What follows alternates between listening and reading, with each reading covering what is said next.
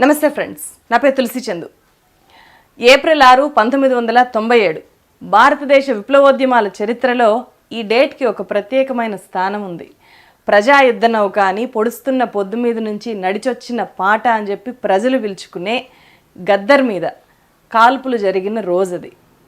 ఆ కాల్పులు గద్దర్ జీవితాన్ని ఎట్లా మార్చేశాయి, పాట ఎలాగైతే గద్దర్ జీవితంలో ఒక భాగం అయిపోయిందో తూట అనేది గద్దర్ శరీరంలో ఒక భాగంగా మారింది.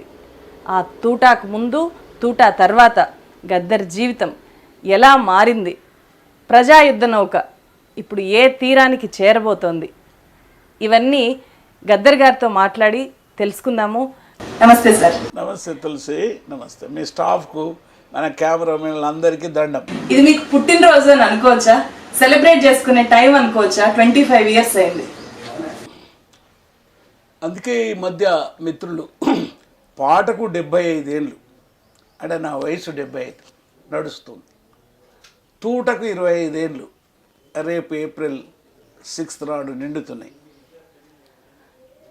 తో ఈ సందర్భంగా ఈ సుదీర్ఘమైన జీవితంలో నా దేశానికి, నా ప్రజలకు, నా అత్యంత ప్రియమైన సాహితీ కవులు, కళాకారులకు మీ ద్వారా ఒక స్పష్టమైన సందేశాన్ని ఇవ్వాలనుకుంటున్నాను. ఈ సందేశం మొదటిది కాదు, చివరిది కాదు. పాట మీద తూట పేల్చి 25 సంవత్సరాలైంది. హత్య జరిగింది నిజమే, హంతకులు దొరకలేదు నిజమే, ఇక భవిష్యత్తులో దొరకరని కేసు మూసేసింది కూడా నిజమే. సరే, ఆ లోపటికి వెళ్ళదలుచుకోలేదు నేను. కాబట్టి ఈరోజు మీ ప్రశ్నలు ఏదైతుందో ప్రజలకు మనం ఏం చెప్పాలనేది దాన్ని బట్టి నేను స్పష్టంగా చెప్పాలనుకున్నా.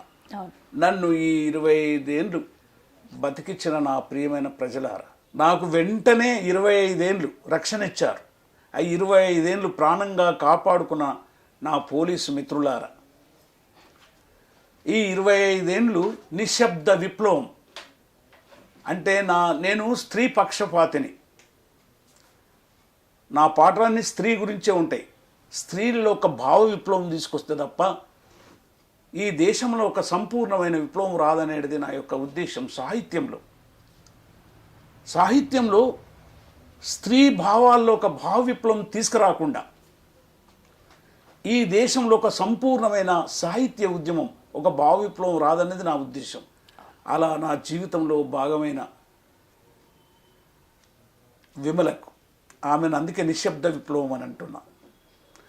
మరి అనేక కష్టాలలో నేను తూట తగిలినందుకు, లేదా ఈరోజు వరకు అనేక కష్టాల్లో జీవించాను. ప్రజలు అనుకున్నట్టు ఏదో గద్దర్ వేషం మారిండు, రూపం మారిండు, భజనలు చేస్తున్నాడు అంటే నిజమే. వాటిలోకి అన్నిట్లోకి వెళ్దాము. ముందుగా చాలామంది గద్దర్ గారి దగ్గరికి వెళ్తున్నాను అంటే మొట్టమొదట గుర్తు చేసుకున్నది 1997 ఏప్రిల్ 6 తేదీని. సో మీకు ప్రతి సంవత్సరం కూడా మీ పుట్టినరోజు అందరికీ గుర్తుందో లేదో తెలియదు, కానీ అప్పుడు విషెస్ చెప్తారో లేదో కానీ ఏప్రిల్ 6 అనేది చరిత్రలో అట్లా నిలిచిపోయింది.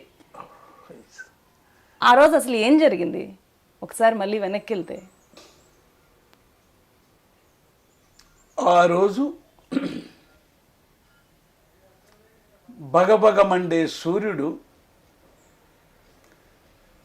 చల్లని చీకటి గుండెల్లోకి జారుకుంటున్న సమయం 5 నుండి 6 గంటలు. ఈ 5 గంటలు సాయంత్రం 6 గంటల మధ్య ఆంధ్రదేశం మొత్తం మీద అనేక ఉద్యమాలు జరుగుతున్న సమయం. ప్రత్యేక తెలంగాణలో ఆ సమయంలో దేశం, రాష్ట్రం మొత్తం మీద ఉద్యమాలు జరుగుతున్నాయి. ద టైమ్ అండ్ స్పేస్ చాలా ఇంపార్టెంట్. ఆ కాలం, ఆ సమయం, ఆ కాలంలో తెలంగాణలో ఎన్కౌంటర్లు జరుగుతున్న సమయం. ఈ ఎన్కౌంటర్ల మీద తల్లి వేర్ ఈజ్ మై సన్ నన్ను కన్న అప్పుడు వందనాలు వందనాలు రో మా బిడ్డలు మీకు వందనాలు వందనాలు రో మా కూనలు ఇంటి ముంగట్టి పెరడులోన మక్కసేలై మేము పుడుతాం, ఒంటి కాలు మీద నిలిచి కొడుకు నిమ్మని తపం పడుతాం, మీరు మొక్కజొన్న కంకురవుతారా మా బిడ్డలు మా సంకలల్లో బిడ్డలవుతారా, మా కూనలు మీకు వందనాలు. అలా మొత్తం రాష్ట్రమంతా తల్లుడు నా కొడుకును కన్న నేను. కానీ వాడు ఏమవుతాడో నేను ఎట్లా చెప్తా, వాడు ఏమైండో నాకు తెలియదు. మీ దృష్టిలో వాడు నేరస్తుడు కావచ్చేమో, కానీ నా దృష్టిలో నా కొడుకు. Where is my son, please hand over my son, at least dead body అని క్వశ్చన్ చేస్తున్న టైం అది. That is the most important time. ఆ టైంలో మొత్తము తల్లులు ఇప్పుడు నేను పాడినట్టని పాడి ఎవడో పోయి నాకు అనవసరం. నీ దృష్టిలో వాడు నేరస్తుడు కావచ్చు, కానీ చనిపోయినటువంటి ఆ శవాన్ని నాకేమన్నాడు. ఆ ఉద్యమానికి ఇక్కడ ఆంధ్రప్రదేశ్లో ఉన్న అనేక మంది ప్రజాస్వామికవాదులు, రచయితలు, కవులు, పత్రికా విలేకరులు, కళాకారులు, సామాన్యమైన ప్రజలు, మేధావులు, దైవభక్తులు అందరూ అరే ఆమె అడిగే దాంట్లో సత్యం ఉంది కదా, there is a truth in question. ఆమె అడుగుతలేదు ఏం నేరం చేసిన, కానీ ఆ డెడ్ బాడీ మాత్రం మీరు హ్యాండ్ ఓవర్ చేయాలని. సో ఈ ఉద్యమంలో నేను ఒక భాగమై మహాసముద్రంలో పాటనే పాడుతాను, ఇప్పుడు పాడిన పాట. ఇంకా రెండో వైపు అమ్మా తెలంగాణమా ఆకలికే కలగానమా, తెలంగాణ మూమెంట్ జరుగుతుంది. అమ్మా తెలంగాణమా ఆకలికే కలగానమా, అమ్మ నీకు వందనాలమ్మో, అమ్మ నీకు వందనాలమ్మో, కమ్మని ప్రేమానిదమ్మో, ఎట్టల్లా మట్టి చిప్పవు గాయిదోల్లా గాండ్రగొడ్డలి, అమ్మా తెలంగాణమా ఆకలికే ఆకలికే కలగానమా. రెండో వైపు నుండి ఏదో బస్సులో ఇన్సిడెంట్ జరిగితే ఉరి శిక్ష వేస్తామని కొందరిని అక్కడ మన ఆంధ్రప్రదేశ్లో పట్టుకొని పోయినప్పుడు ప్రెసిడెంట్ గారికి అయ్యా ఉరి శిక్ష చేయకు, కొంచెం దయచేసి ఏదో జీవన ఖైదీ చేయమని జరుగుతున్న ఉద్యమాలు. అట్లా మొత్తము రాష్ట్రమంతటా జరుగుతున్న పరిస్థితులలో భువనగిరిలో జరిగిన సభలో ఈ పాట పాడిన అమ్మ తెలంగాణ పాడిన తర్వాత అసెంబ్లీలోకి వెళ్ళి అసెంబ్లీలో కూడా చెప్పాను, ఒక మహత్తరమైన తెలంగాణ ఉద్యమం వస్తుంది, ఇది ఒక ప్రజాస్వామిక ఉద్యమం, దీని పట్ల ఓ తీర్మానం చేయమని చెప్పాను. ఆ సమయంలో జరిగిన ఇన్సిడెంట్ అది. ఆ రోజు వచ్చారు మీరు లెక్కనే, ఇప్పుడు పిల్లలు వచ్చినాడు, అన్న బాగున్నావు, ముందు అక్కపోయి వచ్చింది, ఎవరు అనుమానంగా ఉన్నారు, చాలా మీకేమీ సెక్యూరిటీ లేదు, అప్పుడేం సెక్యూరిటీ లేదు, ప్రజలు మన పత్రికలు ప్రజలు అంతే. చాలా హైట్గా ఉన్నాడు, ఎత్తుగా ఉన్నారు, ఒక 3-4 వచ్చిరని చెప్పింది. ఆమె అనుమానించింది, నేను పట్టించుకోవాలి, నువ్వు అట్లనే చెప్తావులే, ఎవరో ప్రేమకు వచ్చారు, అన్న అంటుండు, నమస్కారం పెడుతున్నాడు, దండం పెడుతున్నారు, అన్న నీతో మాట్లాడాలంటుండు, ఒక ఆయన ఏడుస్తున్నాడు, నాకు కష్టం ఉందని నేను వచ్చాను లుంగి కట్టుకొని అట్లనే. అంత లోపల విమల వచ్చి చూస్తున్నది, నా వెంబడే తోడుగా వచ్చేస్తుంది. రాగానే మీరు అట్లా విమల ఏమనేది, అన్న కూర్చోండి ఛాయ్ తాగిపిస్తాం, అది మా సాంప్రదాయం అన్న. ఎవరి సాంప్రదాయం ఇంటికి వచ్చినప్పుడు మన కొంచెం నీళ్ళు ఇవ్వడం అది. అట్లా కూర్చోండి, పక్క రూమ్ లో నాది రూమ్ ఉండే, అక్కడ కూర్చోమని అన్నం లేదు, ఇదే ఇంట్లో అక్కడనే. ఇప్పుడు ఆ షార్ట్స్ కనిపిస్తాయి మీకు ఆ ముంగట్నే. ఫస్ట్ షాట్ కొట్టేసేసారు అంతే. ఫస్ట్ షాట్ కొట్టగానే విప్లవం వర్దిల్లాలన్న, రెండో షాట్ కొట్టేసాడు, డౌన్ అయిపోయినా. అప్పుడు విమల వాడిని పట్టుకొని గల్ల పట్టుకొని కొట్లాడుతూనే ఉంది. స్టార్ట్ ఆమె ఆయనతో కుస్తీకి దిగింది, కొట్లాడుతూనే ఉంది. అంతా పెద్ద అరుపులు వచ్చిన ఎవరు లేరు. ఆమె మీద ఏమి నేను ఏమన్నా వాళ్ళు నెట్టేయడం కానీ లేకపోతే మళ్ళీ బెదిరించడం జరుగుతూనే ఉంది కదా. ఒక బుల్లెట్, 2 బుల్లెట్లు, కాల్పులు జరుగుతూనే ఉన్నాయి. కథం ఇంకా క్వశ్చన్ లేదు, సెకండ్స్ లోనే అయిపోయింది. కింద భూమిలో నెత్తురు మడుగులో రాలిపోయిన. అప్పుడు విమల వెతుకుంది. తర్వాత నా పెద్ద కొడుకు సూర్యం పై నుండి పరిగెత్తుకొని వచ్చేసాడు.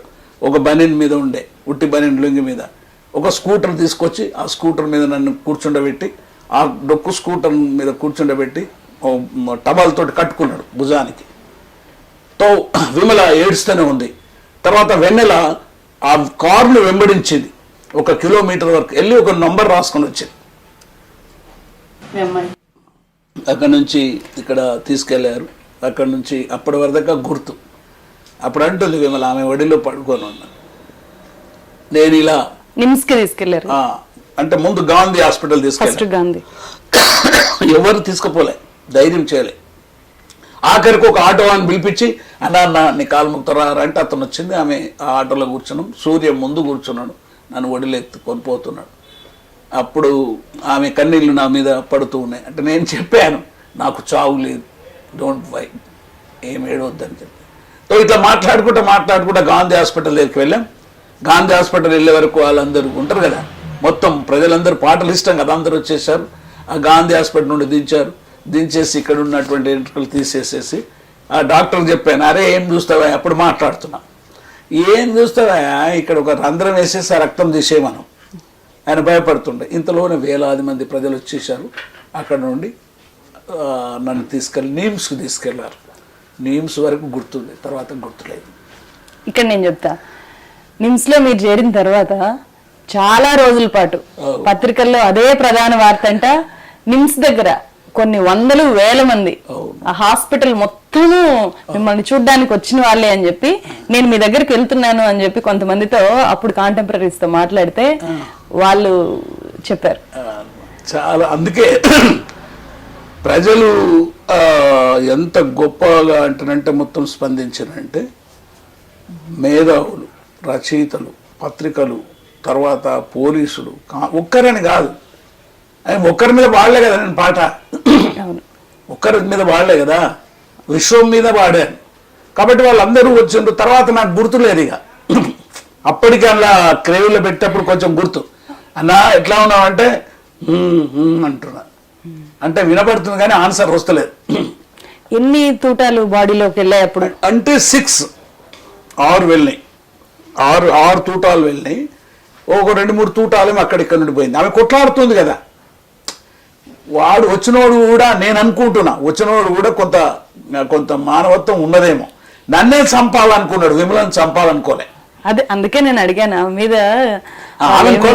వాని కూడా ఒక మనిషే కదా, వాడు విమలను చంపాలనుకోలే, నన్నే చంపాలనుకున్నాడు. కానీ ప్రతిసారి అడ్డం వస్తుంది కాబట్టి వాని యొక్క షాట్ పాయింట్ బ్యాగ్ తగలేదు. 9mm ఒకటే షాట్ చచ్చిపోతా. అయ్యో అవి 6 బుల్లెట్స్ లోపలికి వెళ్ళాయి. 6 బుల్లెట్స్ ఇవన్నీ అవే కదా. ఇప్పుడు ఇది ఒకటి సెకండ్ అనమాట, ఇది బుల్లెట్ సెకండ్. ఇట్లా తీసుకుంటున్నప్పుడు కెమెరా చూపించండి, ఇది సెకండ్ బుల్లెట్ తీసేసింది. అంటే ఇట్లా నేను షాట్ పెట్టిన కింద పడిపోయేటప్పుడు ఇట్లా డౌన్ తీసుకున్నప్పుడు ఇది సెకండ్ షాట్. ఫస్ట్ షాట్ ఇక్కడ ఇప్పుడు ఉంది, ఇక్కడ నుంచి ఇక్కడ 13 ఇంచులు పోతుంది, అది 13 ఇంచెస్ ట్రావెల్ చేసింది, అది ఎట్లనే ఉంది, అది బయట వెళ్ళిపోయింది. తర్వాత ఇక్కడ ఒక షాట్ కొట్టింది కిడ్నీ, అది ఇక్కడ నుండి కింద నుంచి పోయింది. మళ్ళీ ఇంకో షాట్ కొట్టింది, తర్వాత ఒక షాట్ ఇక్కడ కొట్టి ఇట్లా తిరిగిన ఇక్కడ కొట్టాడు, ఇక్కడ కొట్టింది, అది వెన్నపూసలో ఉంది. ఇప్పుడు అది ఇట్లా ఉంటుంది వెన్నపూసలో, 2 వెన్నపూసలు V6 D6 అనే రెండింటి మధ్య చిక్కుంటది. అది అట్లా సెట్ అయిందా, గుర్తు చేస్తుంటదా? అది మంచిగా నిద్రపోతున్నది, డోంట్ వరీ అని. ఎస్కార్ట్ అది స్టీల్ ప్లాంట్ అయిపోయింది, అది స్టీల్ ప్లాంట్ అయిపోయింది. అది ఇట్లా అని ఆయన ఉంటుంది అనమాట. ఇప్పుడు ఇట్లనే డాక్టర్లు ఏమన్నారు, అది అట్లా నిద్రపోని. ఒకవేళ అట్లా తీసినట్టయితే కొంచెం ముందుకు అయినా వెనకకు వచ్చినా నా కాలు చెయ్యి నా గొంతు పోయేది. So thanks to NIMS doctors. అమ్మా నిమ్స్, నాకు పునర్జన్మనిచ్చిన తల్లి, నీ పాటని మళ్ళీ పాడతాను. ఇప్పుడు ఆ తూట అక్కడ ఉండడం వల్ల పాట కొనసాగుతుందంటారా? ఆ తూట ఉన్నదన్నందుకు కాదు, ఆ తూట రక్షణగా ఉన్నదని నేను ఫీల్ అవుతాను. అదే ఇప్పుడు మీరు చెప్పిన దాన్ని అలాగే అనుకోవాలి. మెదక్ జిల్లాలో పుట్టారు, ఇంజనీరింగ్ చదివారు, కెనరా బ్యాంక్ లో ఉద్యోగం చేస్తున్నారు. అట్లాంటి గుమ్మడి విఠలరావు గద్దరుగా ఎట్లా మారారు? అంతా కాదు, షార్ప్ గా చెప్పండి. నేను ఎక్కడైతే పుట్టి పెరిగినో దాని మీద చాలా బ్యూటిఫుల్ కథ రాసిన నక్సల్ మరి బిడ్డలని ఒక కథ, అందులో వచ్చేస్తుంది నా జీవిత కథ. చిన్నప్పటి నుండి నా తల్లిదండ్రులు ఒక సామాజిక స్పృహ ఉన్నవాళ్ళు. అక్కడ పాయింట్ అర్థమవుతుంది. వాట్ ఈస్ ఒక మనిషిని, ఒక సామాన్యుని, ఒక గడ్డిపోసలన్నీ పేలితే కదా తాడై మదపుటేను బంధిస్తుంది. కానీ ఆ గడ్డిపోసల చరిత్ర ఉన్నట్టే చాలా పేదవాళ్ళం, మనుషులుగా గుర్తించబడిన వాళ్ళం. నా తల్లి లక్ష్మమ్మ, తండ్రి శేషయ్య, నాకు 3 అక్కలు, సరస్వతిబాయి, శాంతాబాయి అండ్ బాలమణిబాయి, ఒక అన్న నరసింగరావు. ఇది ఫాదర్ ఏం చేసేవాళ్ళు? మా ఫాదరు చిన్న మేసం, నిజాంలో ఒక చిన్న కాంట్రాక్టర్. ఆయన ఔరంగాబాద్లో అంబేద్కర్ కట్టించిన ఒక స్కూల్ కట్టించే క్రమంలో అతను చూశాడు ఫస్ట్ టైం. అంబేద్కర్ మా అమ్మ వాళ్ళిద్దరు చూస్తే ఆయన చదివించండి పిల్లలకు అని చెప్పాడు ఇన్ మహారాష్ట్ర. అంటే అప్ టు ఔరంగాబాద్ నిజాం స్టేటే. అంబేద్కర్ చెప్పారా? అంబేద్కర్ ఎప్పుడైనా రోజు ఆయన క్లాస్ అదే, ఎవ్వరు వచ్చినా జ్ఞానం ఒక్కటే మిగిలిపోవును, ఇంకా వేరేది ఏమొద్దు మీకు. ఫస్ట్ నేరుగా మీ ఫాదర్ కి అంబేద్కరే చెప్పారు అందరికీ. పని చేసేటోళ్ళకి అందరూ కలిసి ఆయన అడిగింది లేదు, మా ఫాదర్కే చెప్పిండను కాదు. మా అమ్మతో అందరూ కూర్చునే వాళ్ళు. ఆ పని అయిపోయిన తర్వాత అప్నే బచ్చోంకు పడాయి సికావు, అక్షరము చాలా ముఖ్యది. ఆ పని అయిపోయినాక చెప్పేవాడట, జ్ఞానం ఒక్కటే మిగిలిపోను. సో మా ఫాదర్ గోడ మీద రాసుకున్నారు, జ్ఞానం ఒక్కటే. తల్లిదండ్రులు మమ్మల్ని అందరినీ చదివించారు. ఏం చదువుకోలేదు మీ ఫాదర్? మా ఫాదర్ 4th 5th చదివిండి. బ్రహ్మాండమైన ఇంగ్లీషు, మరాఠీ, తెలుగు, హిందీ మాట్లాడతాడు. మా మదర్ మరాఠీ పాటలు పాడేది, మరాఠీలో మాట్లాడేది. ఆమెకి హిందీ వచ్చు, ఇంగ్లీష్ రాదు. సో ఇద్దరు మైగ్రేటర్ కదా, బతకనికి పోయిన వాళ్ళు కదా. ఔరంగాబాద్ టు మా ఊరుకు తూప్రాంతం, అవసరాన్ని బట్టి అన్ని నేర్చుకున్నాం. అన్ని బాగా మా ఫాదర్ బాగా ఇంగ్లీష్ చాలా మాట్లాడేది. బ్రహ్మాండమైన సూట్ గేట్ వేసుకొని అంబేద్కర్ చూసుకున్న తర్వాత అతను రూపం, మంచి బట్టలు వేసుకోవాలి, బాగా చదువుకోవాలి. పిల్లలు చదివించారు. అందరూ ముగ్గురు అక్కలు, మేము బాగా highly educated in our family. So అట్లా అక్కడికి వెళ్ళి వచ్చిన తర్వాత ఆ స్కూల్ లైఫ్, బుర్రకథలు, పాటలు గీటలు వాడేది, టీచర్ల యొక్క స్పృద్ధలం. దాని తర్వాత వచ్చినప్పుడు ఇక్కడ మన హాస్టల్ లైఫ్లో తిండి మెతుకుల కోసం హాస్టల్. దాని తర్వాత ఈ క్రమంలో మీకు పాట ఎక్కడ టచ్ అయిందని? పాట ఇంట్లో అయితే పాట పాడేదేం లేదు కదా? పాట అనేది ఎట్లా పరిచయం? అద్భుతమైన పాటలు మా మదర్. ఇప్పుడు వాడుతున్న పాటలు, ఇప్పుడు వచ్చిన యూట్యూబ్లలో వాడుతున్న పాటలు, ఏ పాటలు కానీ స్త్రీ గొంతులో నుంచి వచ్చినటువంటి జానపదం, జీవపదం, జ్ఞానపదం అది పెట్టండి. ఇంకా ఆ స్త్రీ మొత్తం భారతదేశంలో వచ్చిన పాటలన్నీ ఏ పెద్ద మ్యూజిక్ డైరెక్టర్ కానీ ఎవరు కానీ ఆ జీవపదంలోని, జానపదంలోని ఆ యాస తీసుకుంటారు. వెనకొచ్చే ఆవులారా ఎర్రవులారో శ్రీరామ రామచంద్రుడ మీరందారోస్తుందో మాయమ్మ ఏదో శ్రీరామ రామచంద్రుడ నగలో నాగంలో నాగినాలో. ఇట్లా గొంతులు వచ్చేది జానపదంలోని జీవాక్షరాల జీవకణం. That is Gaddar. అందు గురించి ప్రపంచం అంతటా నా పాటలు గీటలు నేను మాట్లాడినప్పుడు ఆ యాస కోసమే చూస్తాను. అవును, ఇంకా వేరేదేం లేదు. ఈరోజు సినిమా ఇండస్ట్రీలో కానీ ప్రపంచంలో కానీ ఎవరు కానీ ఐజాన్ టుడే ఆ స్త్రీ గొంతులోని ఆ సప్రెస్డ్ గొంతు, ఓ నా బిడ్డో నా కొడుక నువ్వు చెట్టంతా ఉంటివిరో నా బిడ్డ, అలా ఏడుపులో కానీ వాళ్ళ సప్రెషన్లో కానీ ఆ ఉమెన్ సప్రెషన్లో వచ్చినటువంటి గొంతులో వచ్చిన వాయిసే గద్దర్. ఇంకా ఇలా కొత్తదనం ఏం పట్టుకోలేను.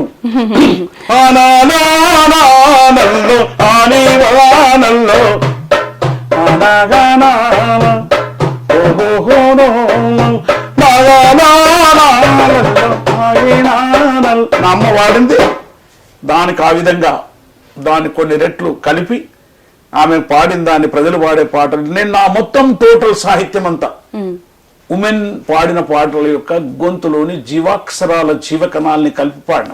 తో మా అమ్మ కూడా చాలా బాగా పాడేది, మరాఠీలో పాడేది. అదని తెలుగులో పాడుతున్నా. పెంటా కుప్ప మీద మల్లె చెట్టు మొలిసింది, పెంటా కుప్ప మీద మల్లె చెట్టు మొలిసింది, గుల్లేడన్ని పువ్వులు పూసి గుమాగించినవి, అందులోన ఒక్క పువ్వు పల్మెర జల్లింది, ఆ పల్మెరతోని పల్లె అంత లేసి నడిసింది, మెల్ల మెల్లగా పల్లెనేమో పెంటాకొచ్చింది, ఆ పల్మెర జల్లే మల్లె పువ్వు పేరు అడిగింది, ఆ పువ్వు పేరే సావిత్రి పూలేనంటమ్మ, ఆ పువ్వు పేరే మహాత్మా పూలేనంటమ్మ. బ్యూటిఫుల్. అట్లా ఆమె కొన్ని వందల పాటలు మా ఫాదరు ఆల్మోస్ట్ ఆల్ శివుని అంటే జంగాలు ఇట్లా వేసుకునేది.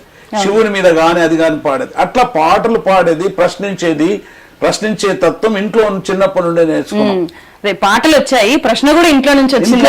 మరి మా అమ్మను ఎవరైనా వచ్చి లచ్చి కలవనీకి వస్తావారా అని అంటే రా అంటుండే. Such a great family and parents, ఇద్దరు తల్లిదండ్రులు. నువ్వు నన్ను ఏమే అని పిలుస్తావు, ఏంది ఏం లక్ష్మమ్మ పనికి వస్తావా కూలికి వస్తావా అని పిలవాలనేది. వాళ్ళిద్దరు అట్లా. శనిగిన సీరకు సింపుల హాంగి జిద్దురేశముందో ఒరన్నా, చినిగిన చీరకు చింపుల రైకకు జిద్దురేశముందో ఒరన్నా, అరే అంటే ఎవడవు అని అడిగే ప్రశ్న ఉందో ఒరన్న. అలా రాసిన మా అమ్మ గురించి. విప్లవం ఎప్పుడు ఎట్లా ఆకర్షించింది? అట్లా వచ్చినప్పుడు స్కూల్లో పాటలు, డాన్సులు, ప్రోగ్రాంలు, ఇక ఇదే పాటలు. హాస్టల్ వచ్చిన తర్వాత నా గురువు గారు ఆర్య సమాజిస్ట్, ఆయన కొంచెం ఇక డిసిప్లైన్, ఎక్సర్సైజ్ చేయడం, అది చేయడము, అది చేయడము. మొదటి నుంచే నాన్ వెజిటేరియన్ అవి ఇవన్నీ తినేవాళ్ళం కాదు. బుద్ధుని యొక్క భావాలు ఉండడం కాబట్టి అట్లా కొంచెం మెయింటైన్ చేసే. తర్వాత అన్ని తిన్నాం అనుకో, అది వేరు. అడిగి పోయినాక పాములు కూడా తిన్నాము, అది వేరు. కానీ తిండి గురించి ఏం లేదు, ఏదైనా కానీ విటమిన్స్ ఉంటాయి, తినవచ్చు. తో అట్లా వచ్చినప్పుడు పాటలు పాడేది. తర్వాత బుర్రకథలు చెప్పేది నేను. అల్లూరు సీతారామరాజు బుర్రకథ. శాంభవి రావే వరాల తల్లి శాంభవి రావే, అంబరావ జగదంబరామాయమ్మరావే, అల్లూరి సీతారామరాజును దీవించ అమ్మరావే కాలమ్మ నీవు అని పాడేవాడు. అట్లా చాలా బుర్రకథలు. ఆఖరికి నా పేరు బుర్రకథ విఠల్ అని పేరు వచ్చింది. బుర్రకథ విఠల్ అందరు ప్రజలు అనుకుందరు. దాని తర్వాత కాలేజెస్, గేమ్స్ అక్కడ నుండి వచ్చి ఇక్కడ ఇంకో డౌట్. అందరినీ చదివించారు, మీ మదరు అందరికీ సమానంగానే పాటలు ఫుడ్ పెట్టుంటారు, మరి మీరు మాత్రమే ఎలా గద్దరయ్యారని మీ ఫ్యామిలీలో? ఇప్పుడు అందరికీ అది కొందరికి పెళ్లిళ్ళు చేసి ఇచ్చారు, వాళ్ళకందరికి పాపం. అందుకంటే ఆయన చైతన్యవంతమైనడు కాబట్టి అందరు ఎంప్లాయీస్కి ఇచ్చాడు చదివిపించి. మా అన్న పేరు నరసింగరావు, నా పేరు విఠల్ రావు. అయితే విఠల్ రావు అయితే మా సారు నీకెందుకు రావు అన్నట్టు ఆ రావు తీసి పడేసి ఏం చేయాలి, అయిపోయింది. కాబట్టి ఈ పాటలు రెండు కారణాలు ఉంటాయి. ఒకటి ఆ గొంతు, రెండవది ఆ యాస. అది నుంచి ఈ మధ్య కోవిడ్ వచ్చినప్పుడు అలా రాసిన పాట. మూగపోయిన గొంతులో రాగమెవరు తీసెదరు, మూగపోయే గొంతులో రాగమెవరు తీసెదరు, జీవపోయిన గొంతులో జీవమెవరు పోసెదరు, జానపదం జీవకణంలో, జానపదం జీవకణంలో జీవాక్షరాలెవరో నగాసాడగానగా మూగపోయిన గొంతులో రాగమెవరు తీసెదరు అని ఆ జీవాక్షరాలుని, ఆ జానపదం పాటలని స్కూల్కు రావడం, అట్లా ఎంకరేజ్మెంట్ జరగడం, ఆ పాటలు పాడడం ద్వారా కథలు చెప్పడం, బుర్రకథలు, డాన్స్లు వేయడం. ఇంకా జీవితం చిన్నప్పటి నుండే స్టార్ట్ అయింది. మెదక్లోనేనా లేకపోతే హైదరాబాద్? మెదక్ జిల్లాలో. మెదకు జిల్లాలోన ఒరినాయినో మెతుకులేని పల్లుందీరా, ఒరినాయినో బతుకులేని జనముంటూరా, ఒరినాయినో పల్లె పొంటి ఆమెడ వరకు, ఒరినాయినో పసుపేరు వారుతూతిరా, ఒరినాయినో ఊరు దరవరిగాడిరా, ఒరినాయిను కమ్మరి కుమ్మరి వాడలు, ఒరినాయిను బాపనుల్ల దేవుని గూడి, ఒరినాయిను ఊరిలోని ఉత్సవములు, ఒరినాయిను ఊరి కింద చెరువైతైరో, ఒరినాయిన అటుపక్క ఇటుపక్కారో, ఒరినాయి నా అంటరాని జాతి గుడిసెలో, ఓనాయి ఆ గుడిసెలో బుట్టినట్టి గుడ్డి దీపము నేను కథం. That is my life. అక్కడ నుంచి మళ్ళీ బ్యాంక్ ఎంప్లాయీగా ఎట్లా మారారు? అయితే ముందు వస్తే అప్పుడే అయినా ఎట్లాగో పాట ఉంది, ప్రశ్న ఉంది, నేరుగా వచ్చేయకుండా మళ్ళీ బ్యాంక్ ఉద్యోగిగా ఎట్లా మారారు? అంటే బ్యాంక్ ఉద్యోగం కంటే ముందు జరిగిన జీవితం ఈ 75 ఏళ్ళది 10 ఏళ్ళకి చూసుకుంటే గానీ అర్థం కాదు. అదే నేను ఉస్మానియా SC/ST హాస్టల్లో ఉన్నా. చాలా కష్టమైన జీవితం, మోజంజాయి మార్కెట్. అక్కడ నేను PUC పాస్ అయినాక మా తల్లిదండ్రులు చెప్పారు కదా, అప్పటికి మా తండ్రి చనిపోయిండు, తల్లి ఉన్నది, కూలి చేసి డబ్బులు పంపేది, నువ్వు చదువుకోవాలని. ఇంజనీరింగ్ చదువుకోవడానికి వచ్చిన కదా, కాబట్టి ఇంజనీరింగ్ చదవాలని రాత్రి బౌలు నేను చదివేది సైఫా సైన్స్ కాలేజీలో. ఆ చదువుతున్న క్రమం లోపల రోజు మా మోజంజాయి మార్కెట్ నుండి సైఫాబాద్ నడిచిపోయేది డైలీ.